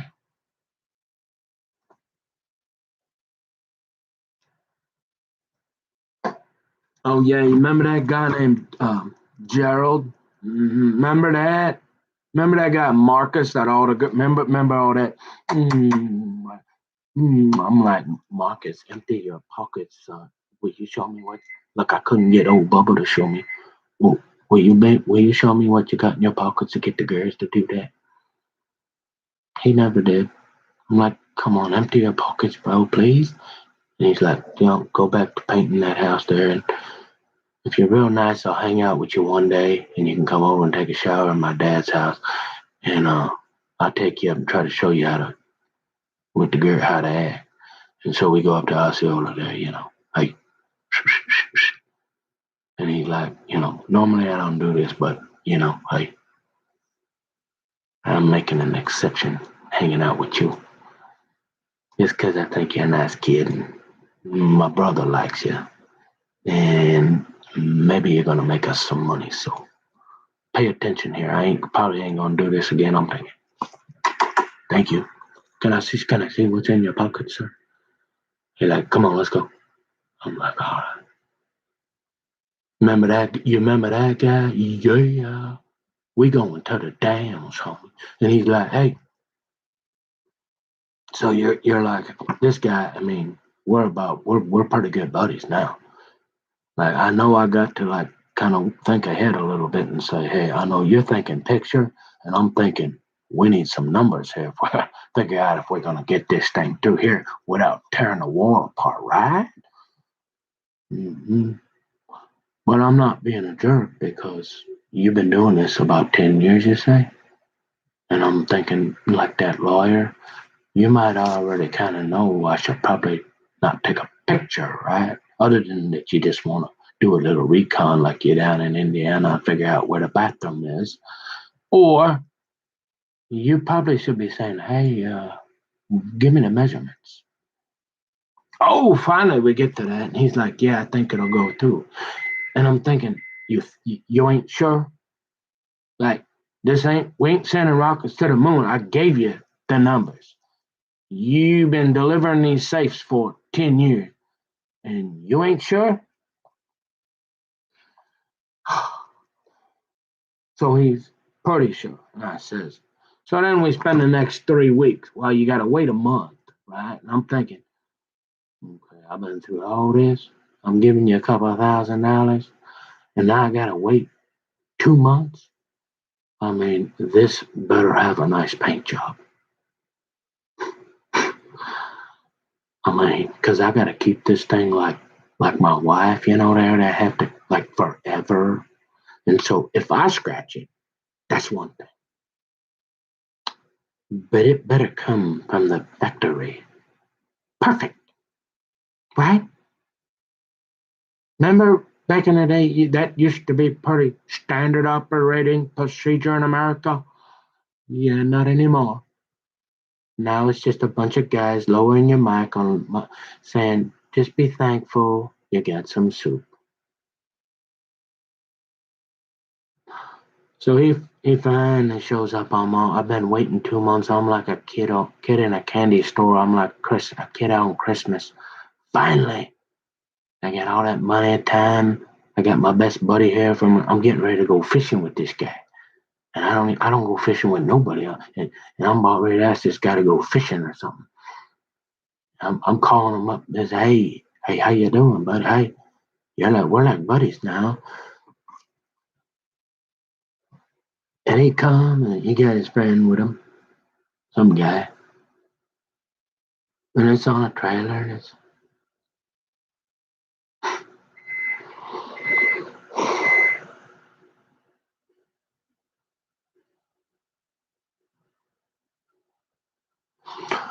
this is work. But you know what? If I'm half the kingdom, I need to hear this. And it's like, so, hey,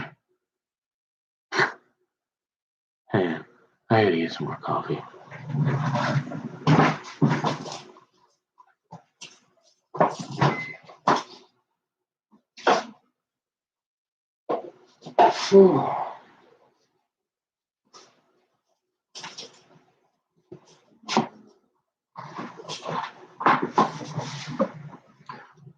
And so everything looks perfect. I mean, this thing, he hasn't even taken the plastic straps. I mean, this thing is flawless. And I am on cloud nine. I'm thinking, oh, glory. Hallelujah. What's it to? I'm about ready to start speaking in tongues.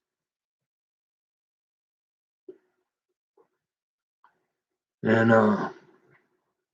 and there's a little bit you gotta do, and so I get it all ready, and I'm thinking, remember that how I said I talked to you for about 3 weeks, 3 hours a day for 3 weeks, asking you not to scratch my $2,000 safe that is gonna be my baby, like my wife for like the next 50 years, and then it's gonna go down to my kids and my grandchildren. We're gonna have it like forever. Remember that part?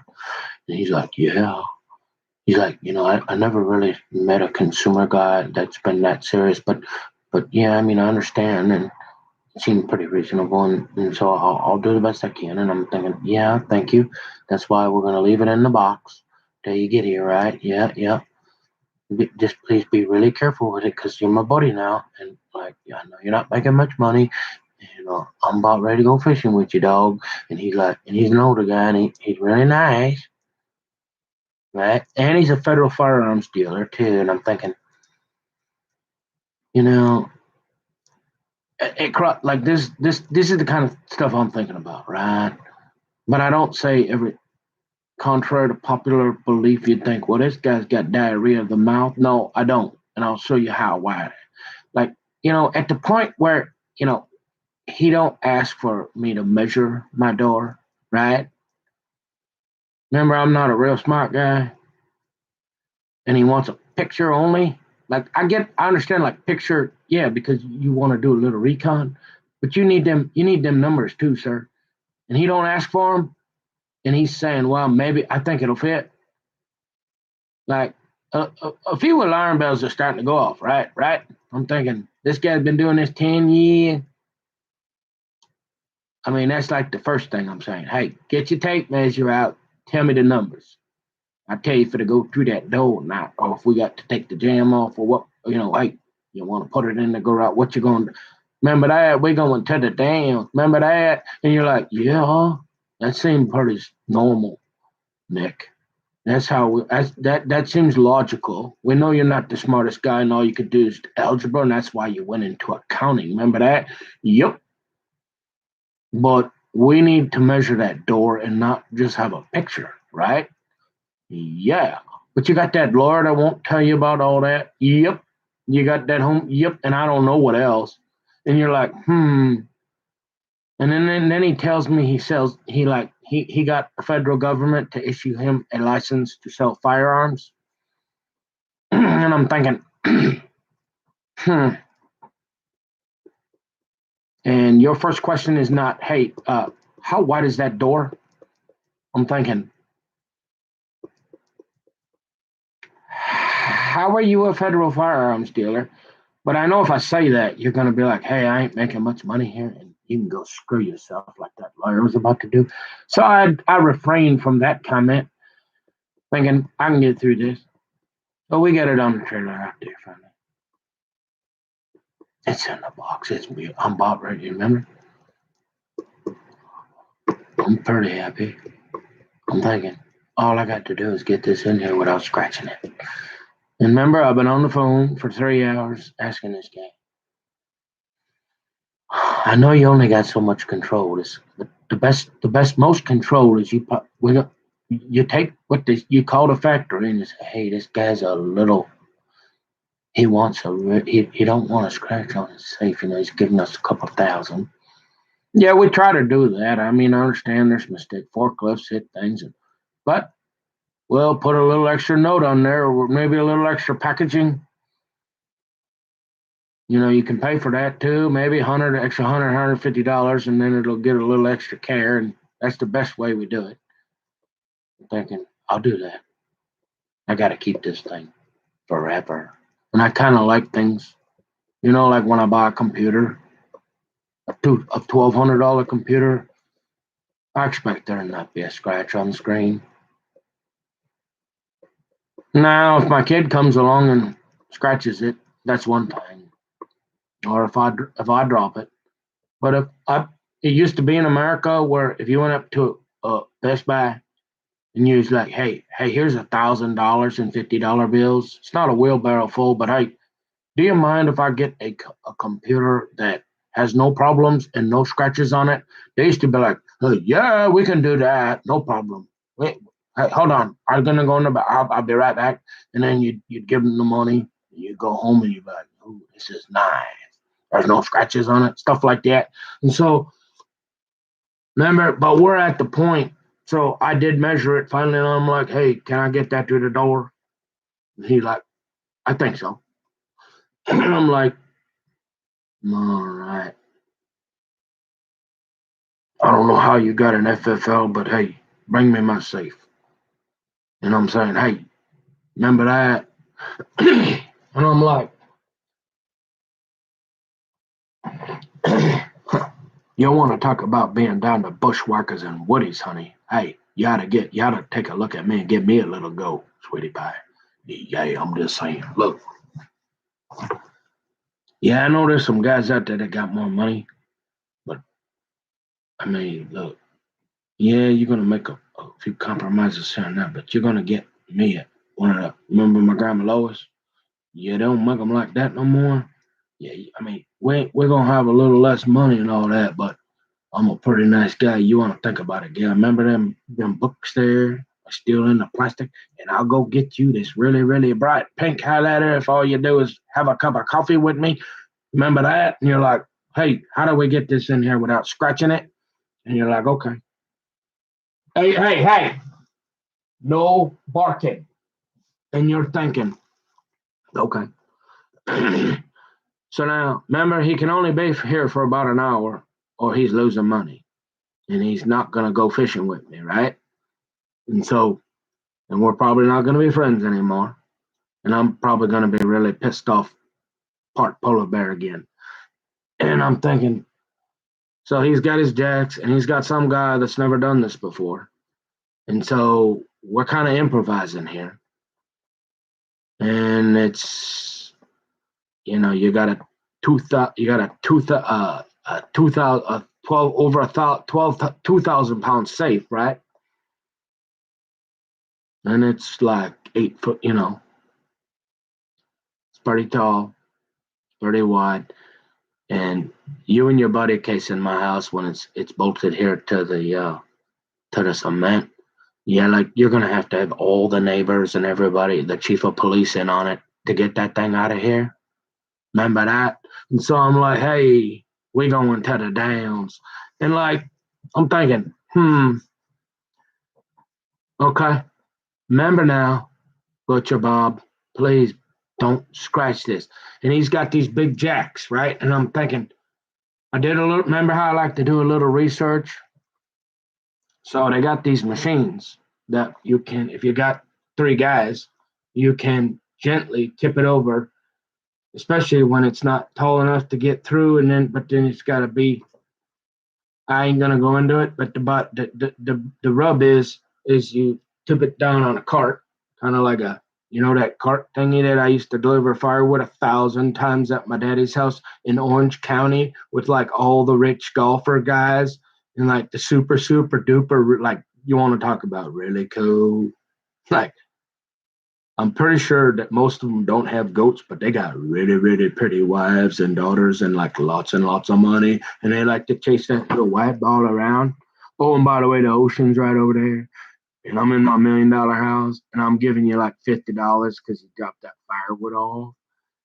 And by the way, hey, if you ever need anything or you give me a call. Right, here's my card.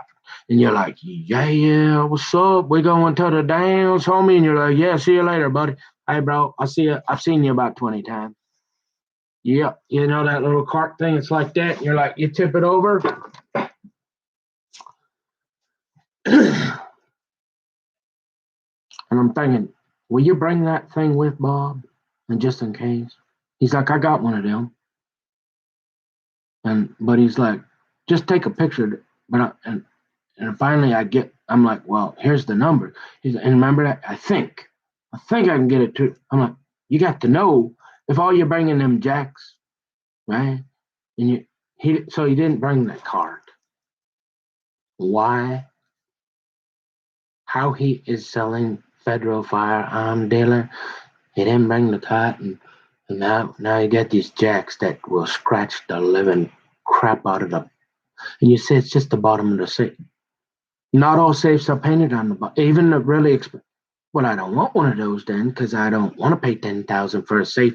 That's not painted on the bottom because remember I live on mud and it's real wet around here and I don't like moisture on the bottom of my set. That thing I got to keep forever and I got like a really investment. Remember, because the fishing's real good up that way and old half the kingdom might want to like take care of herself when I'm not at home. Remember that? And so I'm like, I want a safe that's painted on the bottom. So guess what?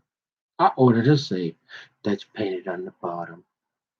And I don't want to scratch it because I'm going to keep this. This is going to be in my family for the next 10,000 years unless Jesus comes out of that sky on a white horse flaming with fire to gather up the saints and judge the world and put the devil in his jail cell for the next 1,000 years.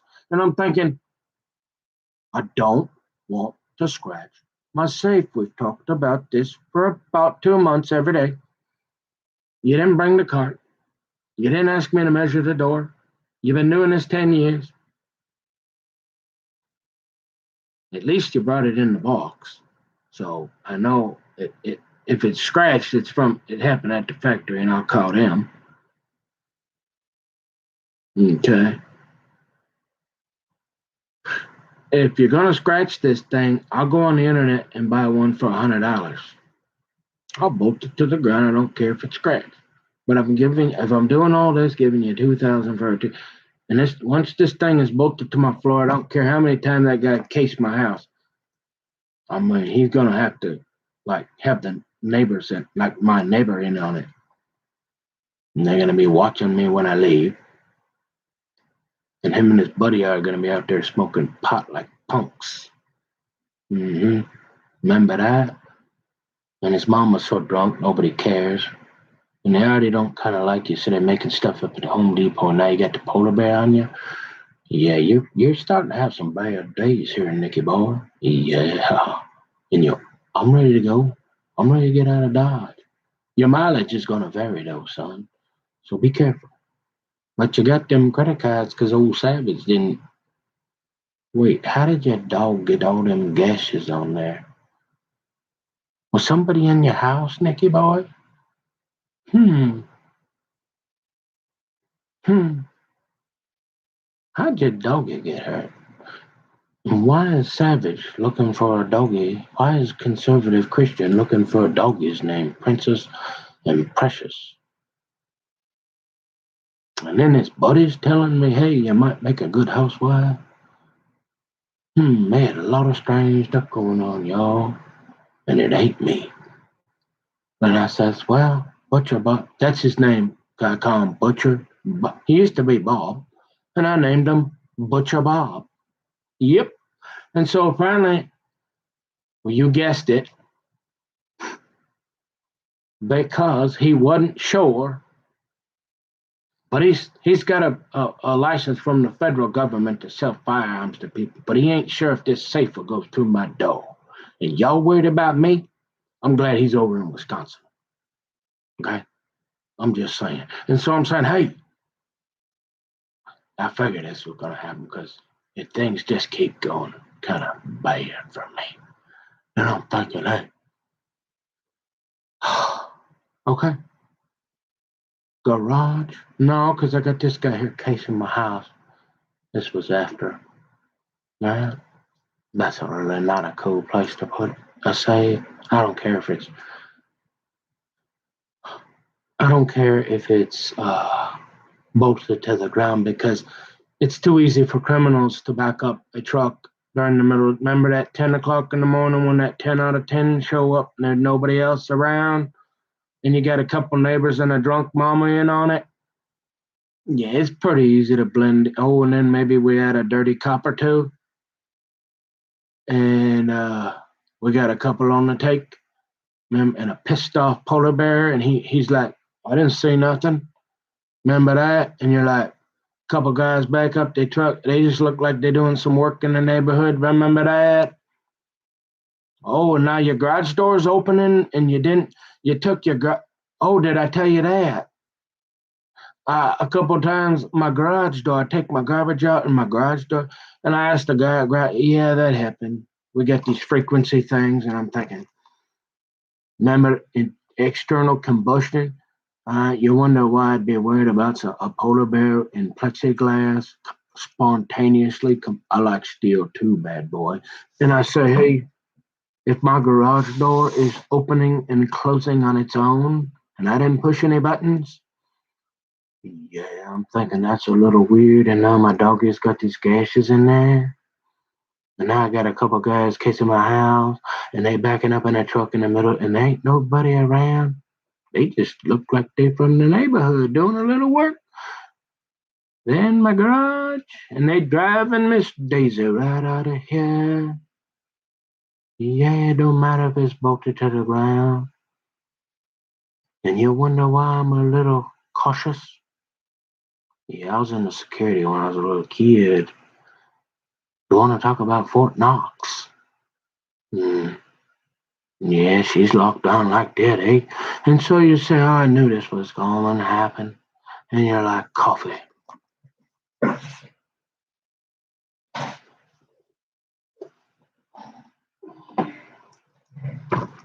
And you're like, well, all right, all you got is them red jacks, and again, I'm not real smart, but them things look like they really gonna tear the crap out of the bottom of my painted safe that I just gave you $2,000 for and asked you for 3 months not to scratch it, and you didn't take the measurements, and you were kind of sure, and you can sell me a gun though, and I don't know how you get that license. How do we get this in here without wrecking, scratching the bottom of my safe? And I don't care if it's a little scratch or a big scratch. Remember when we used to see? I come from the time when, remember how Mama might not be always right, but she ain't never wrong. Remember that? And you're like, the customer is never wrong. Wait, how does it go? The customer is always right. We used to have customer service. Now you're talking to from some. Remember the eBay? Now you're talking to somebody from North Libya, probably from the Taliban, who want. to kill you and want to butcher you and Israel. Remember that? And they're like, and you're like, well, there is no customer service. Nope. And now you can't get on your computer even to do the customer. You can't get nobody on the phone. You'll be lucky if you can get them to return an email. If you can get the guys that hate your guts to let you use your computer that won't silence your mic, like Mike Lindell, remember that? Yeah, remember that, Nicky boy. We're going to the downs.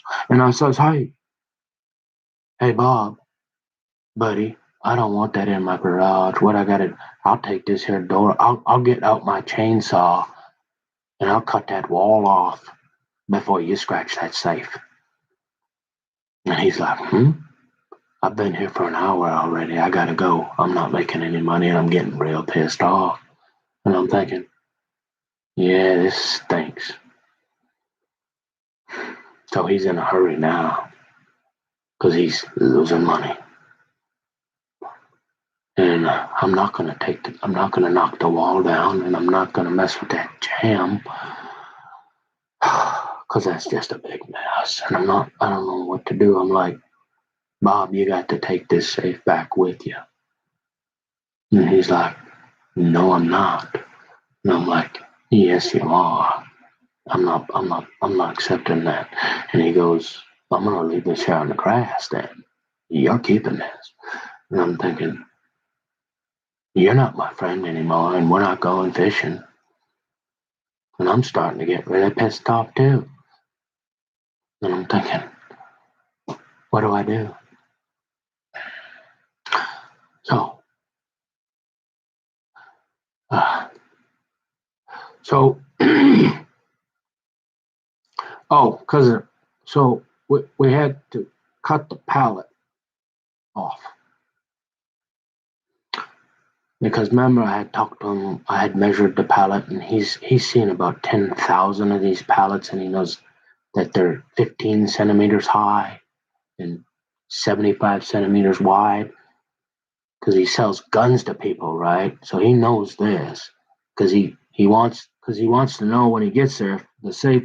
Because there's some people that want to keep it on the pallet because they don't want to scratch the bottom of their safe. Like them guys I talked to down at St. Paul Gun Club, they're like, yeah, when they delivered mine's still on the pallet.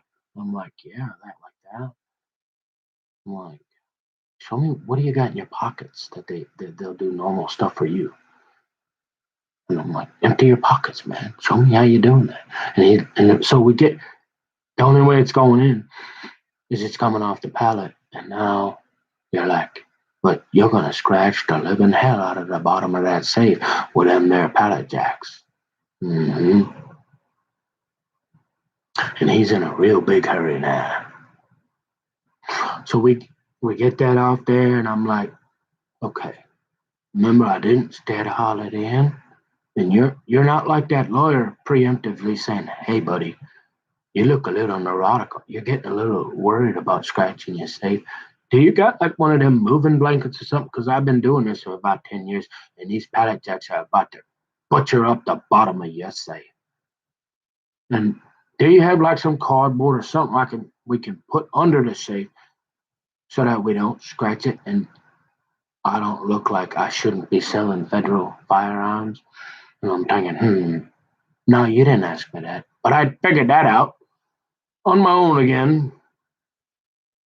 And I'm thinking, So you think we're out of the woods, right? Good going, Nick. You almost there. You almost got it. So we figure out we're gonna get it in. Now we got the cardboard under there. We get it. We get it in. And he's already been here way too long. And so we're thinking, hey, maybe we can still go fishing. We ain't scratched the bottom of the safe yet. Coffee.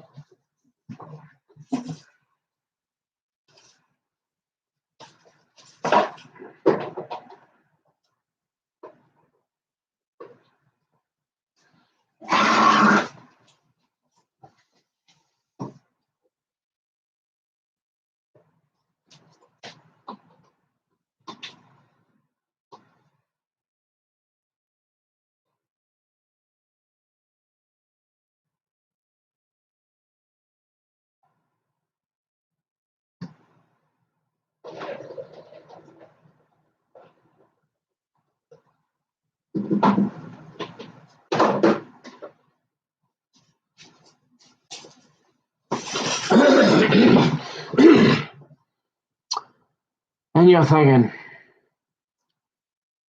be careful, you've been through a lot. You almost there, Nicky boy. And you're like, yeah, they want to do it that way. If you'd have brought that cart, we'd have been all right. And that cart's the easiest way not to scratch nothing. Now, why you brought them, it don't matter. But so we finally get it in, and that other guy's already acting like, hey, you ain't paying me enough, and I don't even like doing this job, and I want to go. And he's in a bad mood, and I'm like, yeah, you ought to find a new job, buddy. This ain't bad, but if you're that pissed off, you still might. You can work at Walmart. They still got a couple jobs, and I'm thinking, hey, yeah, we're going to the damn, and I'm thinking, and a guy can't even go on. Say, that's the problem. Like, that is the funniest thing in the world I saw. Because I looked at it a little bit, after you had the dreams and you figure, hey, maybe I need a duck call, even though I don't want to go duck hunting. You watch a few of his videos and you're thinking, man, they wouldn't even let you fillet a fish? Is this America? Huh? What in the world? Like, I know that old Zuckerberg, he's a nice guy. He ain't no, he's married to that Asian guy. Gotta be a pretty nice guy. They got a lot of Sasquatch down there. You probably don't want to mess with Terry Bradshaw. You probably want to, stay mostly out of their way down there. But yeah, they right about that fishy thing. That one is crazy. But I get this safe in here, right? And I say, hey, right? And I'm thinking, we're good. Now, so I'm thinking, hey, boys, look, we did it. We got it in here. Be real careful now. And maybe can we put it back on the pallet? No, I'm in a hurry. I don't really like to go fishing. I'm from Tennessee and I don't even like to eat fish, so I ain't going fishing with you. And I'm losing money. And you've been bugging me about the scratching yourself, and so you're annoying me, and I want to go and I don't want to talk to you no more. But I'm trying to be a nice guy because I don't want you to call Liberty 5,000 times to get a refund. So I'm going to try to get through this with you. Okay, keep talking. And I said, all right, cool. I got what I want. It's not scratched yet. We're almost there, and you're going to be on your way. And hey, if anybody looking for a safe, I know a guy down that way. You ought to call him. We're still on good terms. We ain't going fishing. But I'll give you a good reference. I'm saying, hey, I've been here for a few years on this planet, right? I learned a few things, and I'm thinking, all right, I got it in the house. I had to come up with all the plans. How this guy became a federal firearms dealer. If we're not, like they say, if we ain't down to bushwhackers and woodies, honey, you better take a look at me. Give me a little chance. I'll explain everything, sweetie. Look, so we get it in here. And I'm thinking, hey, y'all want something to drink? I mean, I'm a little tired. This thing's rough. I'm helping you, right? 10 years ago, you'd have been like, hey, I'm paying you to do this. I don't care. I'm going to sit right here in this chair and watch you with a video camera. And if you scratch that thing, I'm about to call Liberty and they're going to send me a new safe in about 5 minutes. And you're going to get fired. Nah, it don't work like that no more. And you're like, no, hey, buddy, hey, I know we're not going fishing, but I really appreciate that. And I really liked you and I really wanted to still be friends, but you're getting really annoyed, but all because I don't want to scratch my safe and you didn't give me the measurement and you might get through and you didn't bring the cart. I'm thinking, you're in the wrong business too, pal. Like, yeah, I'm thinking about getting out of this because you're bored with it or you're just not prepared. I mean, this is not rock. We're not sending rockets to the moon, Bob. And I'm thinking, you want something to drink? I got some Mountain Dew. I might have some Cheetos. I ain't got no pot, and this ain't Mama's basement. But hey, you're being all right. I got that fridge over there. Would you like?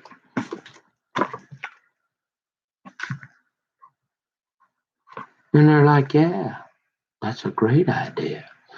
So I figure, hey, I can walk away from this safe, right, without it getting scratched for about a minute, right? I mean, how much damage can they do in about a minute? I'm thinking, so I walk that way and I get them a drink. And I come back and I'm thinking, I was gone for a minute and it didn't get scratched yet. And I'm thinking, I'm almost out of the woods. I'm thinking, I've been doing this for about 3 hours. I got to go to the bathroom. But I'm afraid to take my eyes off this guy. But I'm about ready to be like Dudley because the crappies are starting to bite so bad, I'm about ready to crap my pants. And I'm thinking, I got to go to the restroom, and it's up that way. I'm afraid that if I come back, it's going to be scratched. I said, hey, remember that? He's like in a hurry, and he got his drill out, and he's starting to look like he's going to scratch something. And I'm thinking, I'm about to crap my pants. Hey, I'll be back in a few minutes. He says, well, where's it going? And I says, it's going to go here. And of course, I'm thinking ahead, right? Because of that research thing, coffee.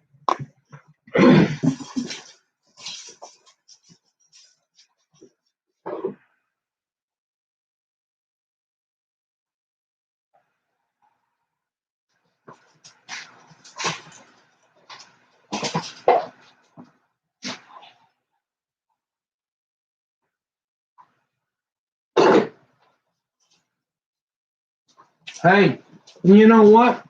I figure if all the neighbors in the polar bear and that little punk pot smoker know where it is, hey, I learned they say there's safety in numbers. There was this real pretty gal on what you call it, and apparently there was people. The other people, I didn't have enough people that knew about what's going on. So hey, maybe we'll reverse psychologize them.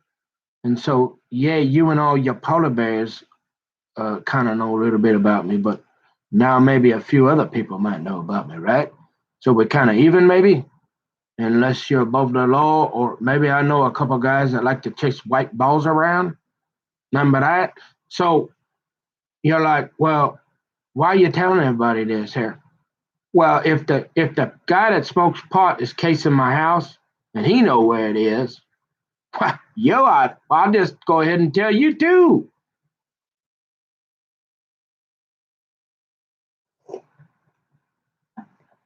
How he found out? How he got to call the police on me while he's a pothead and he listens to that filthy music. And I guarantee he ain't thinking about being married forever. So he ain't one of them Lois's grandsons. Nah, they don't make them like that no more. And you're like, so you got to go to the bathroom and they won't let you fillet a fish on Facebook. And I'm going, yeah, we're in trouble here in America. I better get on here and publish or perish, right? Yeah, you're making some more sense. Keep talking. And so I go to the bathroom, I come back, and he's moving it. Okay. Well, I don't know, we've got it over there, and I don't remember exactly, but I'm like, hey, can you wait a moment? And so he's in a hurry, remember, he's losing money now, and he don't want to go fishing. He want to get out of here. You can tell. And I'm thinking, yeah, but what happened to the customer and doing things the way they ask them and keeping the customer happy? Especially when it's reasonable. Remember, it's reasonable again. That if she's like a woman, she's your baby, you're gonna keep her forever. Can we at least start off? When a baby come out of the womb, is there a scratch on it? No. So you're like, hey, yeah, I think we can start without scratches. We ought to do that. This is America. This is supposed to be the greatest country on God's green earth, right? Oh, one of my other buddies that used to listen to old Medved. Yeah, I used to like him. But I learned pretty quick, a lot quicker than, yeah, he probably don't like me either. And he's Jewish. You see what I'm saying? So I'll go to the bathroom and what is Butcher? You want to know why I call him Butcher Bob, don't you?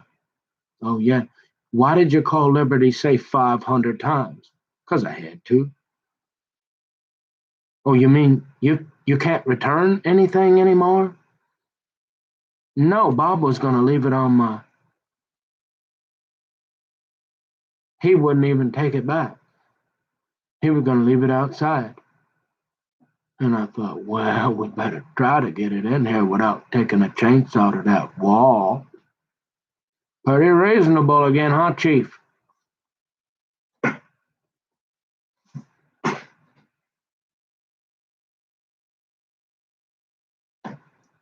I really got some other stuff I need. Thank God old Amarillo Slim give me a little, till next week there. I gotta get on the horn here pretty quick. But I'm saying this is way more important when I got guys casing my house. Maybe there's a polar bear on it, and then you hurt my doggies, cut my concrete, and now it sounds like there's a baby goat in my wall. Uh, Excuse me. Think about all this, folks. And I'm the problem. I mean, other than my hair, I'm not sure what, because there ain't much else to be jealous of. I don't know, other than the devil. I ain't sure what's going on here, because we all like naked ladies. Mm-hmm. And so I'm thinking, and they don't got them like me no more. See, not only do they like the naked ladies and look at them all over, they don't feel bad about it. Remember that? And then they got the girlfriend, and she really don't care as long as you got a little bit of this, and you come home to her and you do a little bit of that. Hmm. Maybe I'll even look at a little naked lady with you. Remember that? Everything's different. They don't got many guys left like me that are saying, "Hey, honey, you're my only naked lady, baby. You're the only naked lady I want for a." Hey, I know I'm real happy you're a little bit younger because you can have a baby or two, and I understand, and I cherish it, and oh yeah, I appreciate you, honey, and you're gonna know it.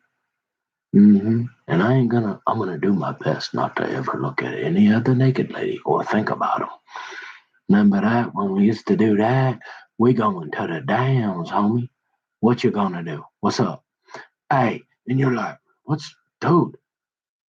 And Tom Emmer and these guys, they don't like you? Nope. Gotta be the devil. And so you gotta go to the bath and here and I didn't even know he had this thing. So I come back from the bathroom, oh, and hear this guy. He got this bar. You say you like steel? I like steel, but not this one. He got this bar. It's about this tall, about this wide, and it's got this big like thing that really scratches the living hell out of anything it gets within 6 feet of. And he's got this thing under my safe, and he's using it to get it into possession. And I'm thinking, we are about to revoke your federal firearms, sir. You no longer have a federal firearms license, dealer. You're done. I don't care who I gotta call. You're not selling guns anymore. Because if you can't figure out by now, you probably shouldn't have put that under my safe to move it.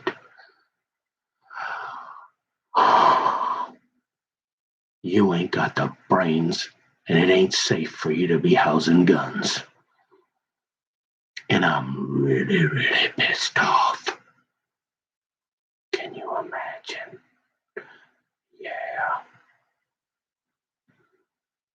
Guess what? Not only is your new name Butcher Bob,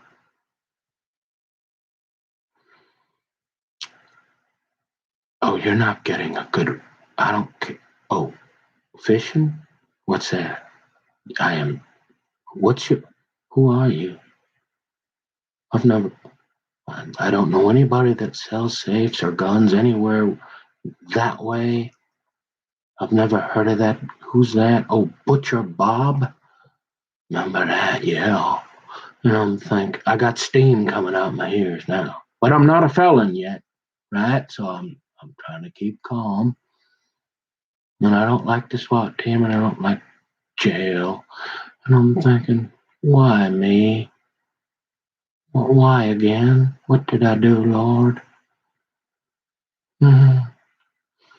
So I start praying and I say, I just need a couple minutes. I get my Bible and I'm thinking, yeah, it's already butchered. No sense to get the SWAT team in here. What are we going to do? He won't take it home.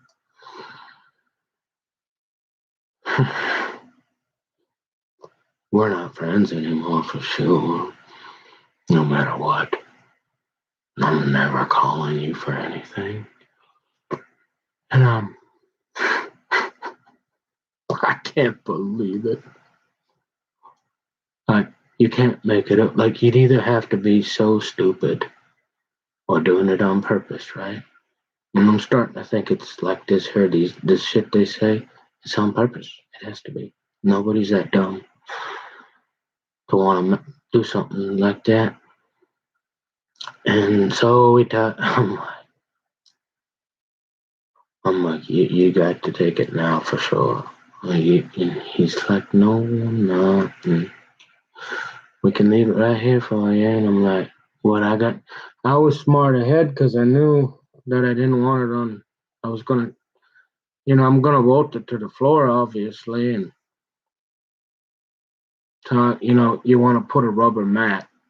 You don't want too much because then that guide case in the house, it makes it easier. Way too simple for them to just cut it and then they tape it over. And then if you look at it, if you got guys that know what they're doing and they got the neighbor involved in the polar bear and it's 10 a.m. on a Monday at the gun club, it take them 30 seconds to get in a safe. If they got the right tools and nobody's watching, they can be in and out in 5 minutes. So it's all about prevention.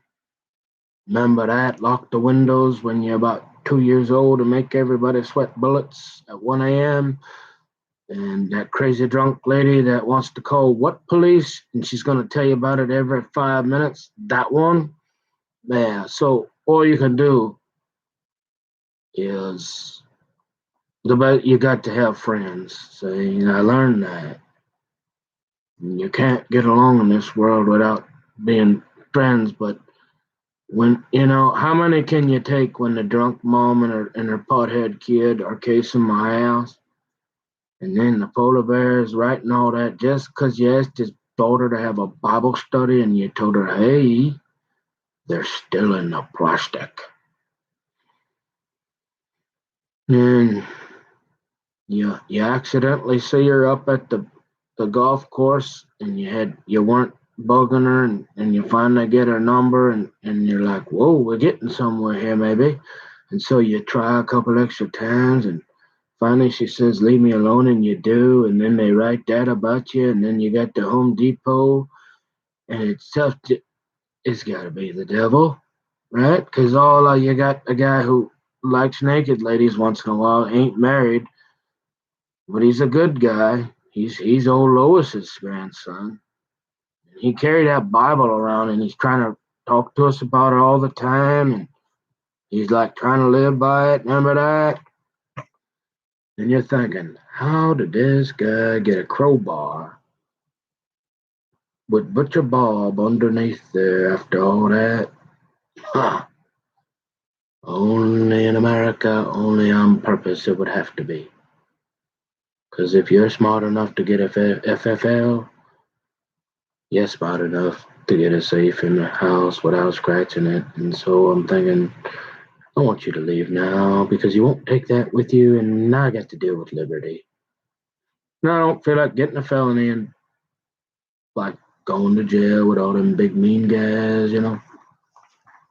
Like, see, like if the garbage guy get really pissed and start chasing you, I'm still pretty fast and I can run. But when they put you in the can there, they got a whole bunch of them guys, and there's nowhere to go,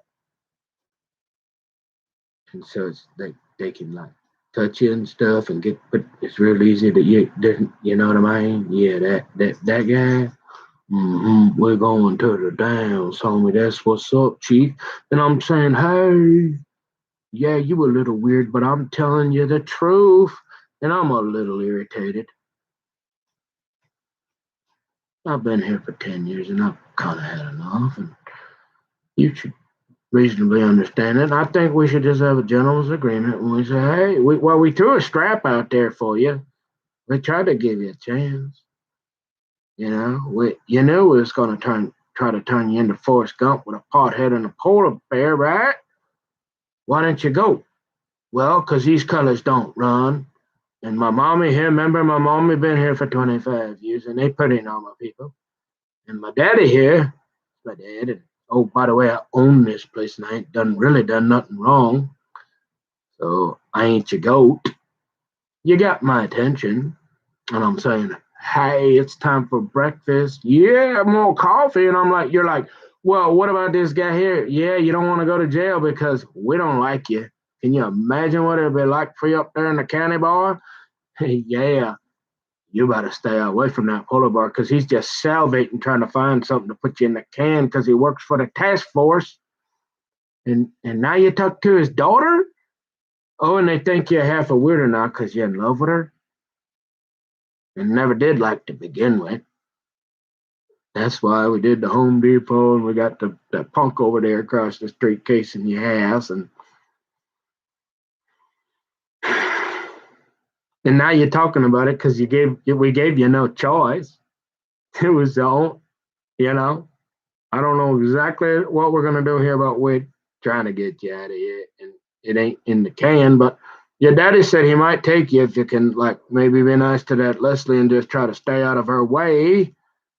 Daddy's gonna, we started a fire over there just in case we got you naked, drunk, or real pissed off. You wouldn't have been able to call him for about a month or two.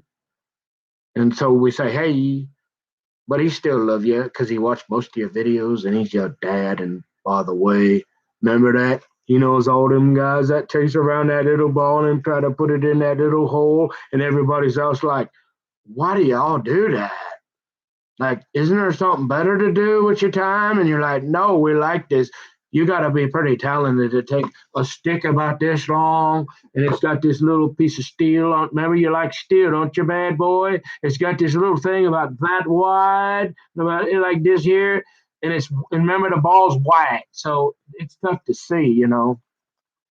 If you want to be real girly, you can use them colored balls, but you ain't hanging out with the real cool boys. No, they're gonna chase you out of town. They're gonna throw the strap out there, but it's pretty tough to hit if you ever try it, right? You really got it. You want to talk about attention deficit? It's pretty easy to miss that ball, and then it's even tougher to like get it in that little hole down there about 500 yards without pissing your other three friends off. Yeah, that guy.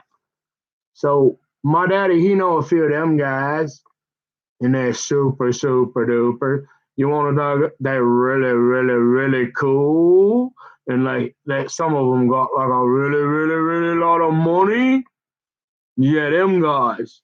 So you're saying, well, are you bright? No, I'm saying above the law. That's what I'm saying, right? I'm sick of. I don't want like.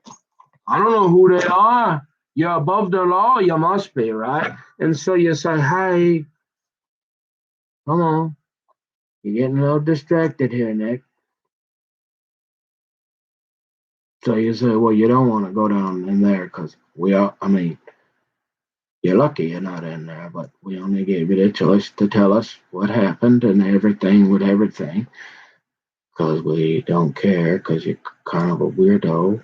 Because you remember that Jesus guy had to die for you Because you ain't perfect like us, but we all like naked ladies once in a while, even us guys that are married and still think we should be married, but the Bible says that they're not going to do that anymore. And, oh, wait, they're pretty much doing that now. And you're like, and all you wanted was a safe that wasn't scratched and a guy that would be competent enough to do that. And he didn't prepare, and it seemed like he almost did it on purpose. And you came out from the bathroom after all that, and he's got a 15-foot crowbar hacking, butchering up the bottom of your safe. And now, if you're about to go to the can where all dog, yeah, that guy. And I'm thinking, you can't win this one. What are you going to do? Son, I'm 70 years old. I'm your father, but you got to make a decision, boy. I'm almost done here with this here. I'm going to have a little money left over. I'm going to put the road in down there. If you be real cool with me, I'll put a little gate up and I'll keep a key to that scooter so that, she can't get around too much. And unless I'm sleeping and she find the key or whatever, we'll try to keep her out of there. You be cool. We're gonna do a few projects. I'm your daddy. We're gonna try to do a little golfing, and you're gonna go down there to Ocean. Remember them steps down in Oceanside? I heard they got a maybe. I know a couple guys. Remember that little white ball? There might be a guy down there that he'll let you sit there and watch him do taxes for a while and ask. Don't ask him too many questions like you did when you was a little kid, or he's gonna run you off too. Uh, you can study your accounting, and I can't promise you where I'm going, where I'll end up, but I'll be here for a while. And I know it's all butter knives and bow and arrows, but it's better than nothing, boy. And I am your daddy, and I love you, and I want to help you. I really do. And I think you're okay, and I think your heart's right. But we gotta talk them polar bears to let you. We gotta make sure that truck is gonna go in reverse, and if you break down, that we can find somebody to fix that so you can make it out here. Remember that? And I know the gas is like $10 a gallon, and we got that governor, and I don't like him either. But you're a pretty good kid, and you're pretty smart, actually. You kind of know what's going on, and stay away from that Paul up there. He don't like you named his firstborn, and he thinks you're half a weirdo, anyways. And he's pissed off that he's can't get a girlfriend. Like we say, I mean, if old Paul up there on the top can't get a girl, I mean, hey, you might want to think about that whole, hey, if you ain't got a gal, you can focus on the kingdom of God. You might want to start thinking about that at right around 50. And I think, yeah, I was already thinking that, Daddy. And then so like, hey, it's like, yeah, we're gonna do a little golfing, and remember that you still like to surf, right? Leslie want to go surfing. I'm like, no. You're like, let's get that road in, power, water, the road. You remember that? And we'll keep Leslie. You just stay out of her way because we can't afford bail. And look, here's what we're gonna do. Look, we ain't gonna tell her. We don't want to cast all our pearls before we swine, right? So, yes, sir, Dad. Well, you know all the secret spots, right? Yeah. Don't tell them all down. Well, I'm gonna put out a little water in case somehow I'm really, really tired and I can't, you know, I can't keep her under control and she get loose. And you got to get to running for a couple, a day or so. Yeah, that trail. We're gonna stock that up, and with rations and maybe, depending on how far she takes it, you might be able to get by one night, and then let's see how she is, and we got this contingency plan here. I mean, if you have to, and we got the four-wheeler stays down. You got to go to that nearest hotel down there. And, I got this other cell phone. That track phone. So she won't even know. Call me on that number. I'll let you know when the coast is clear when you can come back. It ain't gonna be hit the road, Jack, son. We're gonna get to this. You're my son. I'm getting old, and as long as you don't got a drug or alcohol or you ain't got no cigarette butts laying around there, You ever been to a Trump rally? Yeah, you ain't gonna see no Trump, no son. Go look at the Trump rally we had. There's no cigarette butts, no real clean, and that people's all clean and all that. Now go down there and look at that other one. Okay, son. Now I'm not sure what's happening here. Everybody moving to Texas and all. We don't want to go there. We was thinking about Idaho or maybe Hawaii, but we want to throw them off the trail, so we ain't really gonna tell them where we're going anyways. And we ain't for sure where we're gonna end up. But we're probably gonna be here for a few years, so we can hang out and do a few. Like I say, we do a few projects, and we ain't got no DSL, but you have a little internet there to check your email and do work on your accounting on the side. And I'm not gonna work it. You're not gonna sit around here on eating Cheetos all day like these other ones. You're gonna do something. As long as you work with me for a few hours a day, son, then I'll let you go do what you want. As long as you want to go do your accounting, you want to go down and talk to that gal at the subway. Maybe she have the kingdom. Remember that? And you're like, keep talking. And you're like, yeah, we got that shed there. Remember that fence? I had you parked there so you'd knock it down so I'd have something to get on you about because there wasn't not much else. And Leslie was like, come. Yeah, I remember that. We fixed. Wait, did I fix that? I can't remember. But I got these solar panels and all this, and remember, and at the right time, we're gonna bring you in the house. You're gonna wax them floors, and first you're gonna be outside. The first thing you do when you get here is you're gonna pick all the weeds up and down that driveway, and Leslie's gonna sit there and watch you do it. And if we got any chance to get her in a good mood, that's the place to start.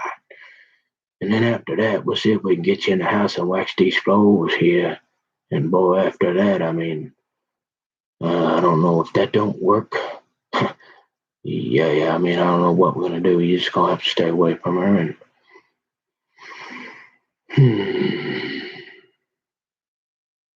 something like that, right? But I need to see how you're gonna act this next year a little bit. I got some work to do. I'll keep an eye on you.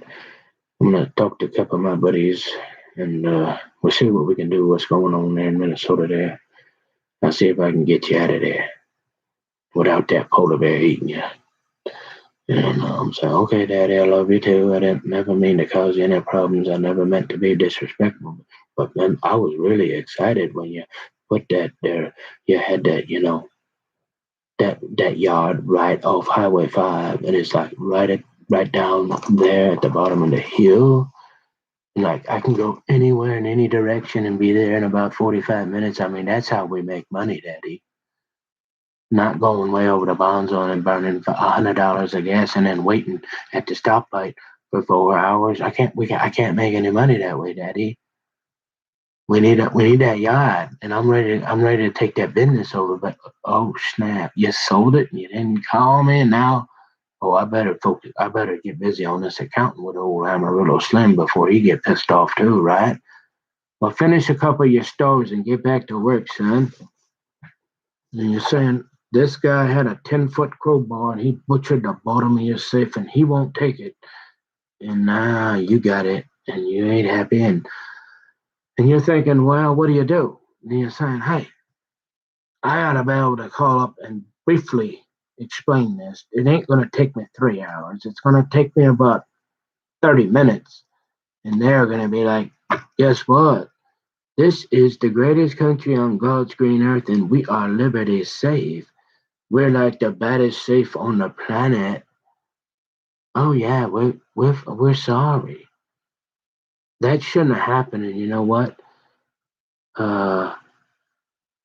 We are gonna pay for the shipping, and we're gonna find a new guy to come out and help you put that in there. And we're gonna tell him, look, don't scratch that thing, because you know that guy Willie Robertson, right? And he likes to buy a whole bunch of safes. So we don't want to piss him off either, because if we piss you off, you're gonna tell him, hey, don't buy them safes no more, right? Yeah. Remember that guy and the little white balls? Yeah. And you're like, okay. They're like, okay, yeah, we understand. Coffee.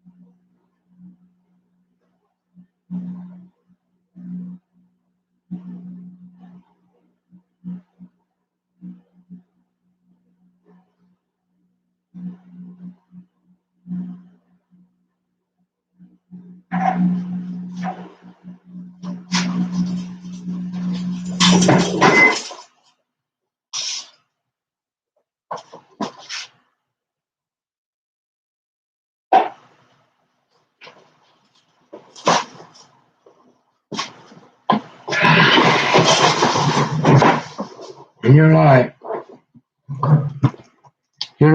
you're gonna take care of this, right? Because I know a couple guys that know a couple guys, right? And you don't want them to get not buy your stuff anymore because they like to buy that kind of stuff. And there are other companies, right? But you're giving him a really good deal, and he got like a whole bunch of places to put them things, and he likes them things, and he's got a lot of them things that go inside that thing. Yeah, remember that? And you're like, I like little white balls, and you're like, okay, look, this ought to be fixed in a half hour, right? You'd think so, and so you're like, no. Okay, so let's make a long story short. 500 calls later. And by the way, when you call them, all the voicemails are full. So you're already pissed off. So every once in a while, they delete one, and so you can get a message in there. But it's like the 500 one down the line, so they're not going to hear it for about 500 days. And apparently, they've got a system where they're pretty good at like like making you like realize that this ain't worth it, and I'll just deal with that scratch that I spent 500 days trying to avoid. And you're like, no, but this is Nick, so he's not giving up, right? Right. And you're like, so they start talking to you a little bit, but they're pretty good at like getting you to like forget about it. So they're like, we can do this. So they spend probably the amount in money hourly, whether it's listening to my messages or talking to me or paying someone's salary or having to delete my only in America now, folks. Why they wouldn't fix this after what I explained to you and I explained to them? Guess what? Remember how that old, if you're the last safe company on the planet and all I got is naked ladies and salads guarding my firearms? Yeah, I'm not calling you. I'll bury them in the dirt up on where that fishing's real good up that way, they say. Yeah, we'll do that instead. And I'm thinking, what is going on? What happened to customer service? What happened to basic logic? Why are all these things starting to happen? All because I was prepared and said I don't want to scratch on a safe I'm paying that money for. I don't care if the whole country says we ain't worried about a little scratch. It's on the bottom. Remember the whole moisture? I don't care what you think. It's my money. It's my life. And I tried to get it, order it the way I remember the computer screen. When it don't matter what you think.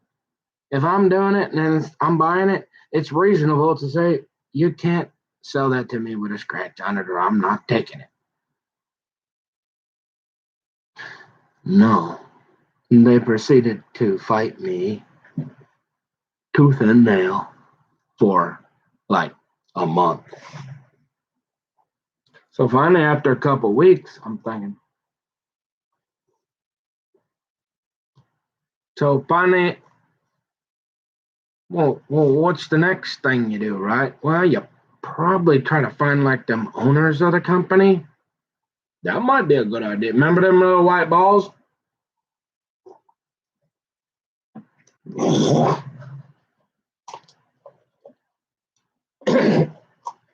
And he's like super busy talking to all them other guys like him that like the little white balls, so he don't take many phone calls. None. So trying to get a hold of that guy is pretty tough. The only thing he hears is on the golf course about something, right? Remember that? And all he's hearing is this: hey, boss, remember the Home Depot? Remember the pothead druggie? He kept fighting with that guy. Oh, don't send him a new safe. Remember that? Yeah, that guy. Well, at least I ain't that guy. Yeah, that guy. You remember how that works? Mm-hmm. Yep. So you kind of running into a dead end, son. You're getting really, but you're not a felon yet. So you're thinking, let's be cool. We ain't at butternut and bow and arrows, and they say they might have one more half the kingdom if you talk to her.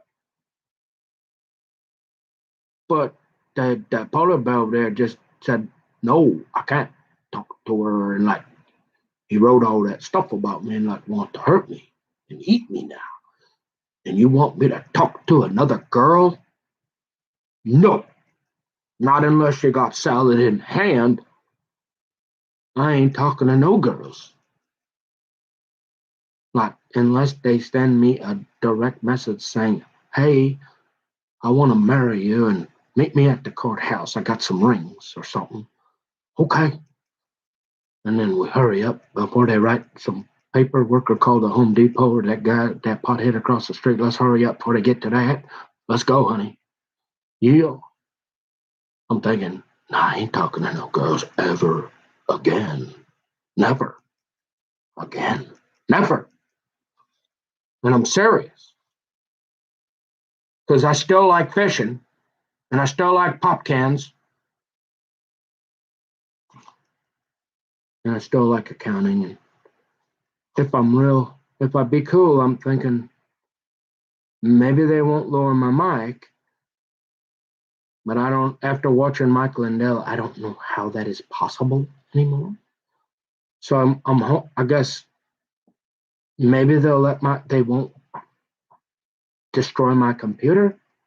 They'll let me go until they get to here, until they decide, hey, all right, you be cool.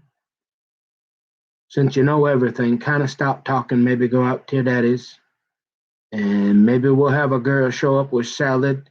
But once we get here, we already know where that going, but we ain't quite there. We thought we had that red heifer, but there was a little blemish, so we still looking. But we're getting close, boy. And we're about ready to fire up that shekel of the sanctuary. So, hey, you watch it, kid. Yes, sir. And you're like, what happened to that safe? And I'll say, well, finally.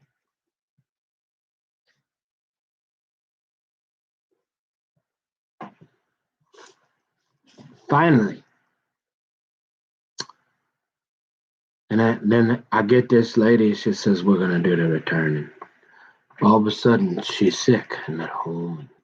Conveniently, and she won't return my calls. And she said she sent a check. And so she gets somebody to come out. Finally, remember that Rolanda? Kind of funny. Rolanda don't remember me because she doesn't know my name's Julene. Go ask Rolanda. She knew I liked her. And remember how I'm honest? Oh yeah, she wasn't giving me no play. But remember that? She worked for my mama since I was this tall, so I was always looking at her.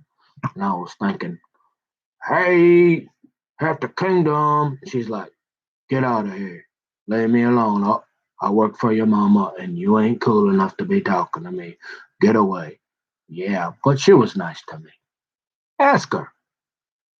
Nah, she wasn't never. I was trying to go out with her all the time. She was a little bit older, but boy, she was friends with old Ahmed, the Muslim guy that worked for Alina, sending rockets to the moon. He's a programmer. I never did understand that one. Nice guy. Parents there, he was real well tempered, nice, respectful. Got along with him, but I was always like, empty your pockets, man. How you look, this ain't nothing about color, brah. But you ain't even from like you just your parents, you're a totally different religion, and you're like her best friend, like empty your pockets. Show how you getting Rolanda to talk to you. And I'm seeing her every day, and she won't even talk to me. She won't even look at me. She's not calling the cops on me, but she won't even look at. And she's been working for my mom for like 50 years, and I'm like trying to get with that since day one, right? Yeah, we gonna turn it down, and that one she wasn't never having it. Okay, see, I'll have integrity when I tell you something like that. The truth. Ask her. Well, did he get all weird and start touching you and like come up like be outside waiting in your car or put any weird notes or did he like stare at you and like start drooling and picking his boogers and she'd be like no, but it's her guys. So if y'all need Manny's piano moving, right? Yeah. Remember that guy? Yeah. And old guy down there in Maple Grove from Liberty Safe Company. Remember the last one left? He's like, Nick says he knows you. And she's like, Nick who? And he's like, Nick Julane. And she's like, I don't know no Nick Julane, but I'll go get that safe with my boys. And I mean, you want to talk about that was they came in here like a freight train. Okay. I'm like, oh, you mind if I put my pants on? I mean, they had four guys, and I'm like, hey, I know Rolando, and which one of y'all is the brother or cousin? And he's like, oh, I'm the cousin. They look pretty angry, and I'm like, what are you so mad about? I mean, you get to be around Rolando, she your cousin, and what are you mad at me about? No, I don't know. So they come and pick it up. Finally, they find somebody to come get it, and they bring it back to that guy. And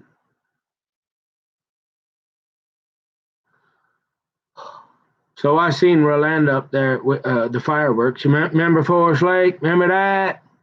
Oh yeah, old Pete. Remember the Pete? Oh Higgs, remember that? Yeah, like remember that? The parade? Yeah, remember them? Oh yeah, I know all about them. Like the biggest Fourth of July, the biggest military support parade in the country. Remember that? Yeah. Remember that fireworks show? Yeah. I've seen her up there a couple of times where remember in the park up there where you can't walk? You get a little nervous because like you're in there like sardines and there's like a bunch of people drinking beer and you're like, hey, Rolanda, hi. You never would look at her. How you doing? How you and she still look as pretty as she always did, right? But she married and got a bunch of kids. And you're like, have a nice. And mom's like, hey, Rolanda, how you doing? I know you worked for me for 50 years. That's all I know. And the reason I said that is because she was always like, Nick who? Nick who? Oh, Rolanda Schwartz. Manny's, y'all need, hey, there you go. I'll give her a free advertisement. If you're in the area of anywhere in Minnesota and you need not a piano, safe, anything, yeah, call them. Rolanda. Yeah. So, yes, sir, what? So finally they come get the safe and now and she says she sends out the check and this and that. And you're like, hmm. And so, look, I wait 2, 3 weeks, right? Nothing. Look. So then I gotta buy so now I gotta buy a similar safe that I don't really like, but now I don't care if it's it's a little less same bolted to the floor, right? And all that. It's the same, basically the same thing, but you're like all that, and all he had to do was not scratch the safe, and he brought out the crowbar after all. I mean, listen to this, folks. And you wonder why I keep going, why? When you know how to be a gentleman around Rolanda, she ain't gonna say that I was well, she ain't gonna say I did anything weird to her, right? She's not gonna say he was over pushy when I was clearly like not interested in him ever, right? And sure, I could tell he liked me, but I didn't like him, and we were never going to show him what was in Ahmed's pockets ever. And it was just platonic friendship. And yeah, he's a gentleman. Why I would have to go through all that with another headache when I got accounting to do and I got work to do? And now I got to explain Butcher Bob because you got the Home Depot, you got this loser across the street, you got the polar bear, you got all this stuff I said. I report, you decide, you tell me what's really going on.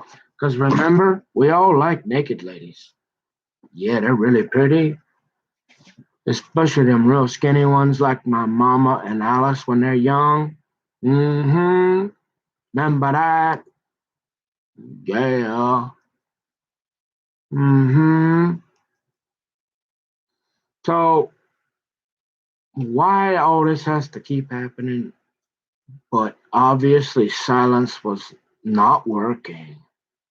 So maybe, just maybe, if this here is a ways out yet, maybe by telling the truth and talking about your life.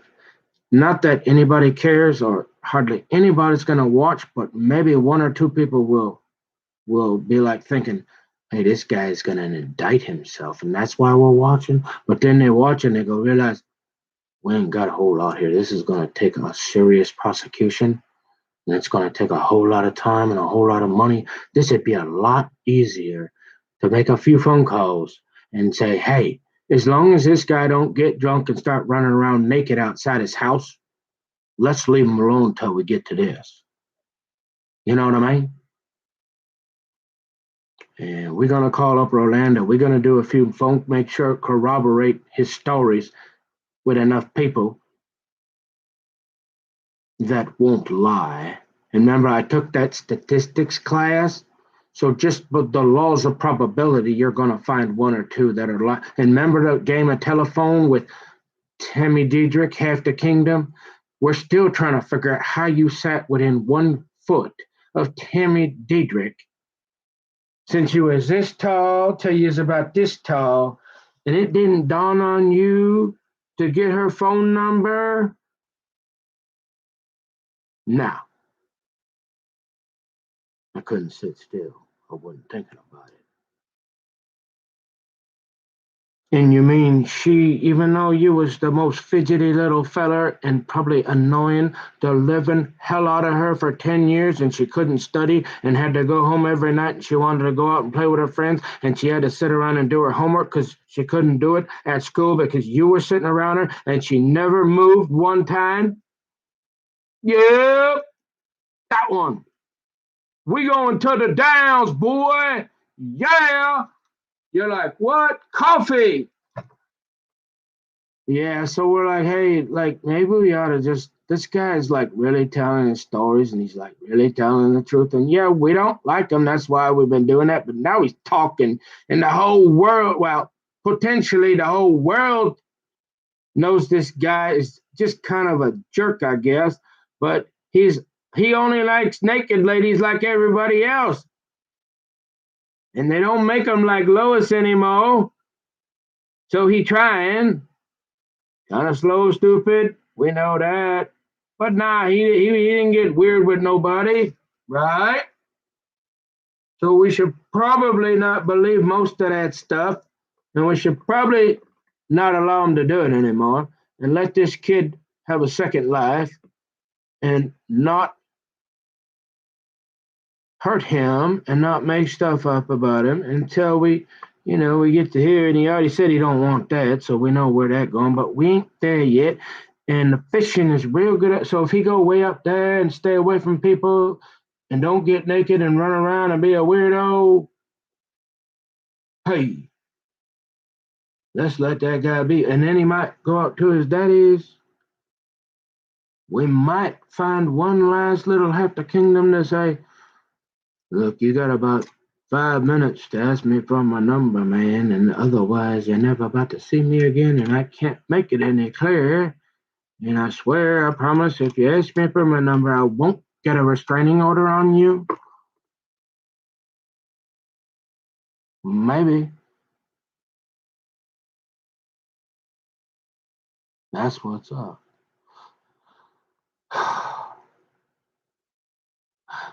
Well, have you said enough? I don't know. It's just like you keep like, cause that one happened here, and I've been here for 10 years. 10 years. Quite a few things have happened where you're looking old little half the kingdom looking at little. Is it a say? That's the old fish thing. Little, just little. Like I don't know. I guess that's that toxic masculinity. I don't know, but if old half the kingdom looking at me going, I don't know, kind of stupid, kind of slow, ain't got a whole lot of money, maybe gonna do a little accounting, like to go fishing though. Oh, he wanna Lois's grandson? Hmm, I got a dress somewhere, and I can probably go up to Michael's and get me some yarn and them little sticks like that and start playing with them a little bit. And I mean, we're down to Bushwhackers and Woodies, and we got all this going on, and everybody's we're in uncertain places, and I mean, yeah, he ain't like my first choice or my second, third, or fourth, or whatever, but he's one of them family guys. Yeah, they don't have many of them left, and he like that Bible. He trying, and I'm really, really pretty, and like he might really, really like cherish and appreciate me more than some other guy, and that'll feel good. He says he don't, when I get older, he won't trade me in. And most of, we checked out some of his stories, and he telling the truth. Little goofy, little weird, but I might give him a little go if he keep behaving. We'll see. Yeah, something like that. Or he got to go out to his daddy's, or the fishing is real good up that way. You be real quiet, and they won't send the polar bear over.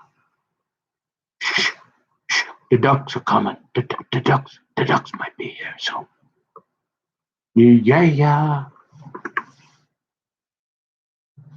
This or what? But it's like you talk about something, and the next thing you know, I thought about Butcher Bob. So you say you're in the Liberty safes? Nah, never. Nah.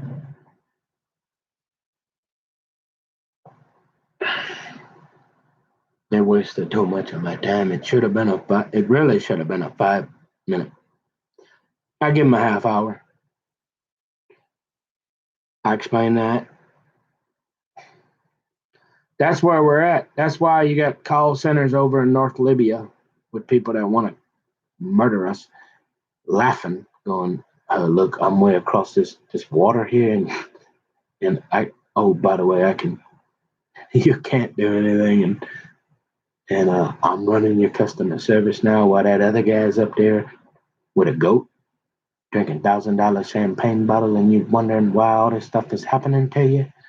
Yeah, remember that guy Muhammad? Oh yeah, you might not believe in him, but he's written, oh yeah, we're real good at following our religion, and we're thinking God's real pissed off at y'all. You got that porn, remember that? You got all that porn and drugs and stuff. So, oh, and by the way, remember them nuclear weapons and stuff? Nuclear collaboration. Nope. Remember them things? Hey, you ain't the only one that got them either. Yeah. Oh, yeah. And by the way, we're friends with the other guys that got them too. So, you might want to be kind of nice. And now we're running your companies too. I mean, how long is it before we just say, "Hey, let's shut the lights off"? Ha! Remember that EMP? Oh, we're coming. And you wonder why I'm talking? I'm still wondering why Emma don't like me so much. Like I said, I mean, beyond making a mistake with a naked, like I was saying, if I had a half the kingdom, then look, look here, boys. If you got half the kingdom, you got no excuse, really. You know what I mean? Because like, if you got a woman that's gonna say, "Hey, well, here's what I hear, right? What, you're supposed to like have relations with your wife on, I think they say Christmas, your birthday, and Thanksgiving. Oh, she'll usually spend a little extra time with you on the holidays, but anything else is pretty much a bonus. But what they say is, hey, if she's letting you touch her once in a while, there's no other naked ladies, because then she takes off with her salad. That's generally how we used to do it. And them Emmer guys and stuff, all that, they like this, them, their kind of rules, I guess. I heard, I thought. I listened to them for quite a while. But apparently, they got these other rules too, a lot of them. And then they're like, "Hey, we don't like you anyways. It don't matter if you're Lois's grandson, remember that? So you might want to go try never again up there in New York before that polar bear gets you, boy. Because you've been here 10 years and it don't look like it's going real well for you, do it, son?" No, sir. I just want to either go to my daddy's, get half the kingdom, and go to fishing way up that way. And I don't want no more trouble. And I don't want no more lies about me. I don't want them to make stuff up about me. I don't want them to put me in the can. I don't want the can, sir. I just want to be able to live my life without a punk pot smoker causing me problems and sending Matthew out to ask me every time what's going on. Stay in the office, Matthew. I'm telling you. Just watch my videos. Okay? Look. So you said, well, I mean, man, I've had enough. So the next one, the library. Yeah, but not right now. I'm tired. I gotta go eat. And it's been for 3 hours. But thank God I got the garbage out. Oh, and it reminded me. So, well, what's the lesson today? Remember that? Mission to the madness. Here, kids, listen up. So, here's the takeaway today: the garbage. The garbage today was like God. Yeah, you might have tried a couple times. Strike one, strike. And if you try again, you go into the can. I don't care if she got salad and saying, "Come over here." If she ain't got the marriage contract, say sign here, and she got the salad, forget it. But you know what? You're saying, You say, well, what did that mean? You're like, "Hey, can I fillet a fish?" Or they go, "Huh?" You're like, "What?" You're like, "Look, here's the lesson for today. God is never late. He's he's almost never early. He's I mean never late. If you do this here and you tell the truth, you might not have half the kingdom, but he ain't gonna be late. He always gonna be on time, like them casino bells going off at about. I mean, that old bruiser there and that big old truck out there. That if they put you in that thing, oh yeah. I mean, they're like, what? What's in there? Oh, I ain't seen none. I mean, huh? If he was almost gone and I was almost up, and The guy was like, all right, fine, I'll go back there and get it again. Just make sure you're not talking to me for at least a few weeks. God is always on time, people. And he woke me up, and I got out there. Wasn't how I wanted to do it. But then I came in here and thought about that story, and that's a pretty important one. And as I was telling that story, I'm thinking, library, yeah. Ha ha! I'll give you a little preview, kids, parents. Okay. Now, again, I'm a professional. I realize that I live in a constitutional republic where majority rules, and it doesn't matter how many Tom Emmers there are anymore, really, unless you're in like their backyard and they got polar bears that don't like you, then you got a bad day. Other than that, remember that how we elected the first female Democrat mayor of Forest Lake? Remember that? hmm So yeah, you kind of things are, and I'm not going to get into politics. I'm talking about morals. When you go up to the library, I don't care if you got a guy sitting there every day in the same place, every once in a while looking at a lady, acting normal.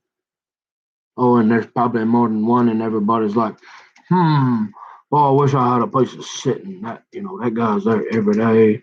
And he look at me once in a while because I'm really, really pretty. And them guys, they like that, but he ain't like drooling and picking his boogers and sticking paper clips. But man, there's only so many seats, and they studying all the time. And most time he pretty. If you go to, he washes hands every time he in the bar. I mean, he got pretty good hygiene, and he's a little bit older, and he kind of like a little bit like one of them member guys. But now we're moving toward the other way. Remember that we got that gal up in there. She running the government there. But they got these books here when you go in now. See, they didn't have these. What they didn't have. I'll leave it at that because I don't.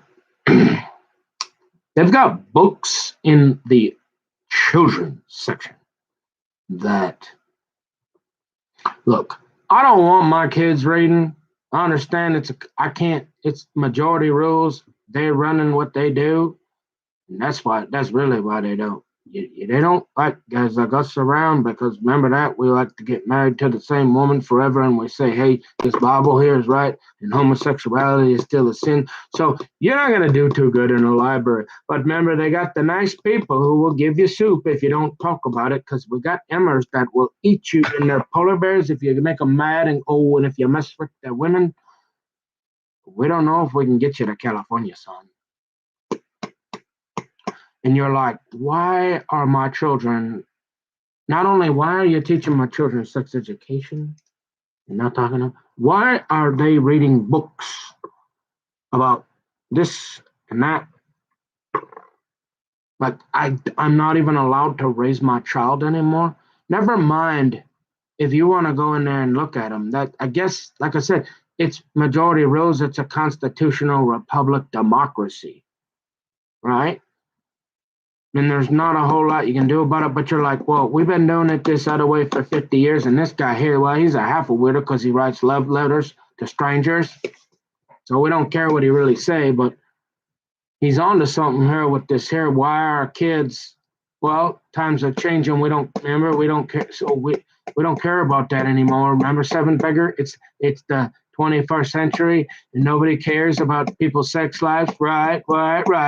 But that's fine. But I don't want much. I want to be able to raise my children until they're 18 years of age, and I'll talk to them about the birds and the bees when I feel it's appropriate. And I'm going to decide, hey, how many hours a day do you use that cell phone? I'm going to I'm going to monitor your activity.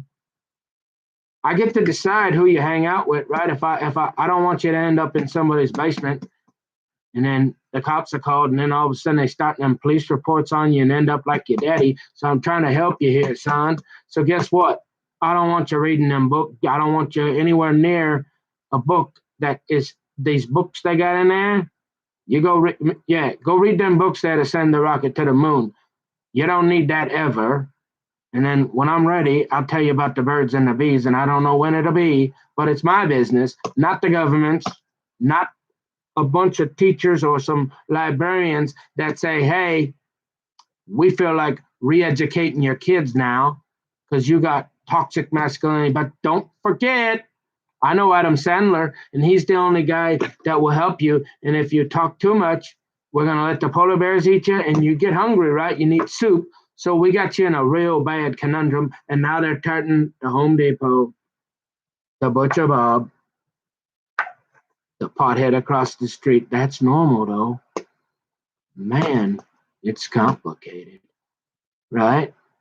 No, I don't want my kids reading about transgenderism because the fact I don't want them reading about homosexuality, especially if they're saying it's normal, which maybe in society it is. But in me and my household, we serve the Lord. So I'm going to teach my kids that it's sin.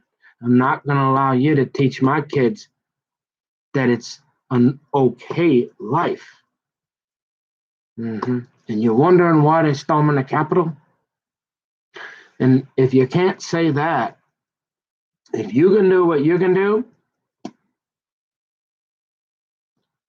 and this is happening to me because I had a problem. Look, I had a couple girlfriends.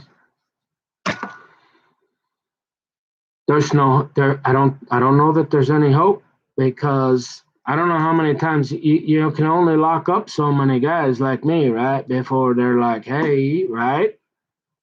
And they're like, maybe we don't want to end up like Nick, so maybe we ought to do something, right? Nick here, he's kind of docile. He ain't, remember that? He's not a threat to himself or others, never hurt anybody, never heard a voice from God in his life, doesn't want to hurt. So, but we now, we're a little bit more like here, Emma and old Em, and we're kind of ornery, and we're kind of like, yeah, you probably shouldn't. Our kids, stay out of that library there, kid. And let me see what you're doing on that internet there. And you don't play them video games till you're done with your homework. The first thing you do is get off school and go to the library and play video. No, you send rockets to the moon, and once you get there, we'll see what video games you want to play.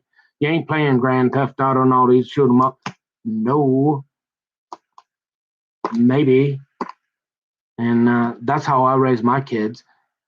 Remember, I'm the parent, not you. I know best how to raise my children, not the government. Remember that? But wait a minute. For some reason, they don't like you, and they're making that. And you like soup, right, Nick? So why don't you be quiet and come up here and sit next to Adam Sandler?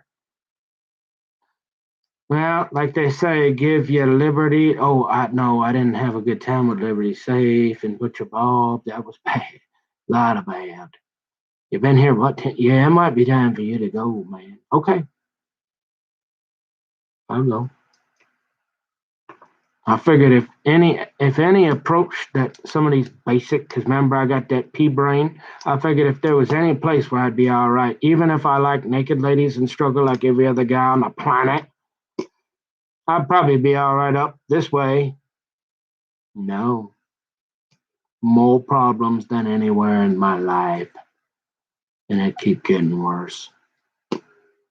I can only thank the devil. Okay. Because the idea that a bunch of conservative guys that love Jesus can't understand that he said those without sin cast the first stone, and they're saying, well, it's a good idea to keep writing this stuff and making stuff, and he's a lost cause and get them out of. And you can't fillet a fish on Facebook. You can't show a kid, hey, if you get onto that river there and get, hey, this is what you do so you can eat, so you don't have to go down to the government there and beg them for money. Remember that. And they won't let you show you how to fillet a fish. Now I know I ain't cool enough to go into the woods, see, right? Because they got big old polar bears and Sasquatch. But them gals down at the library, they're like, you can't come around talking like this here. We like these books and we think the kids should have these, and so you're not welcome here anymore. Yeah, they made that clear. We don't know what you're gonna do. You better convince that daddy of yours that you're gonna be nice to Leslie as much as possible. And you better just go out there and be quiet. Maybe. Unless you can convince one more half the kingdom, give you a little go, and figure out how to get them to stop making that stuff up. Yeah, probably. Sound like a plan to me. hmm That's where we're at, and that's the truth. And anybody that don't want to admit it. See now here's the real problem again, folks. It's not that I think it's that they demand that we raise our children that it's normal to go into Target because you look down and you've seen that and you say, I don't think that should be there. I want to go in that bathroom. But if you go over to Walmart, you got old Billy Bob, preacher, and Kenny the trucker waiting with a flatbed, right? Yeah, so you probably don't want to go over there. So your best bet is probably because they're going to get you at Walmart for sure, right? Remember, because they got all them polar bears in the back? And you're like, well, maybe I ought to just go over there and be quiet at Target because if I don't say anything about the bathroom, they won't eat me. But then you're like, I got this Bible here and these convictions of trying to preach the good news and stuff and tell them the truth. And they're like, but if you do that, you're like not welcome here either. And we're not going to give you any soup, and we're probably going to lower that mic, and we're going to probably ruin your computer, and you're still going to have a bad day. So you're getting old, you're getting up there. You got to make a decision, son. And I'm like, I don't know what to do. What do I do, Daddy? I don't fit in anywhere. I'm just Lois's grandson. That's a good guy, a really nice person with biblical values that they won't take me. The Emmers want to hang me high with that polar bear across the street and or shoot me, I guess. I'm just trying to survive and get half the kingdom and either go see daddy or the fishing is real good up way up that way. I've been up there before. I report, you decide. I don't know what to do, daddy. But that's what's been happening to me, man. And if you can't look at that and go, wow, like that probably should all that shouldn't be happening. And you're thinking, well, what did you do to get him to want to do that? I don't know. I mean, you listen to me and okay, you got a little bit of an attitude, but I mean, you don't deserve all that. I mean, what do we do? I don't know. It's kind of it would be real scary if you were doing sin, right? But if you ain't sin, if you don't sin or you don't got any major sin, try to keep that anger down. You don't care if who's in the bed with the goats, and you don't care, and you just live your life. And but then this here starts happening, and you're like, this ain't America anymore. You don't know what to do. And so you're at a point where you say, well, I trust God. I've told the truth, nothing but the truth. So help me God. And you're like, well, one day at a time, one moment at 1 hour, one moment.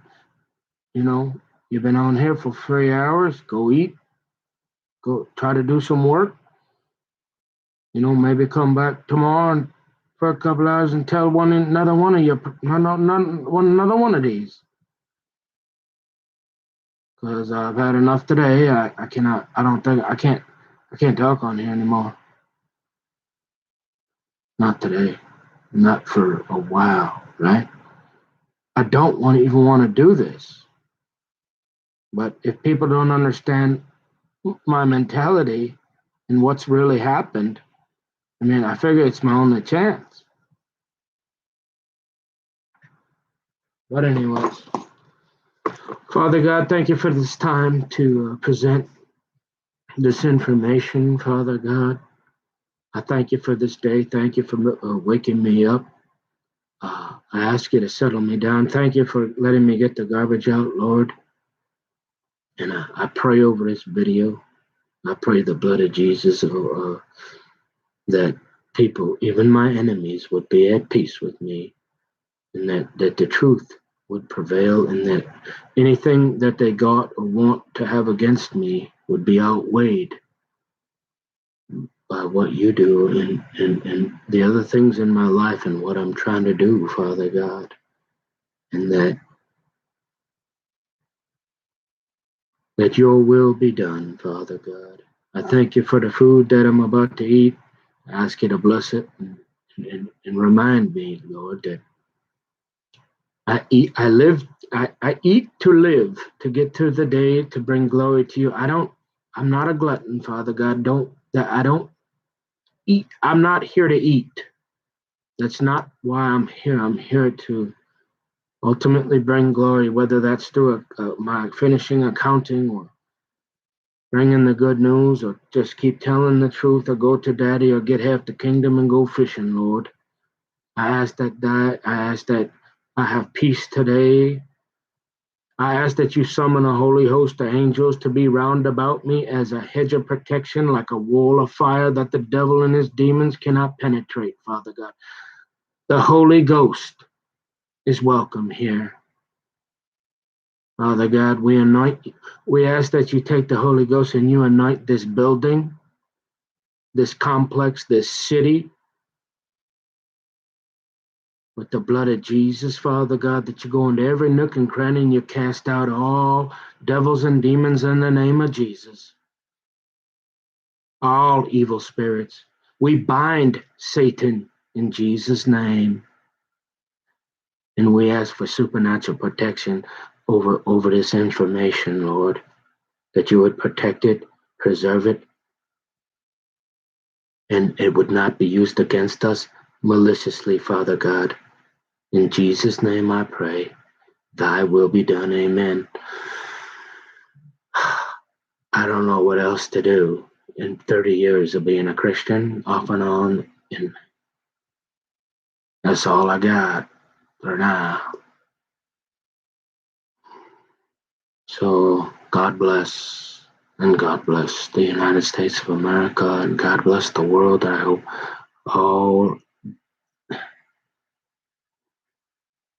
I hope as many people can have their basic needs met and have, clean water and food to drink and clothes and have a quiet night's sleep. And one day at a time, people. And if nobody's told you that they love you today, I'll try to love you. And there ain't nothing yet you can do about me saying that so far. They ain't turned it off yet, so I love you. And I believe in you.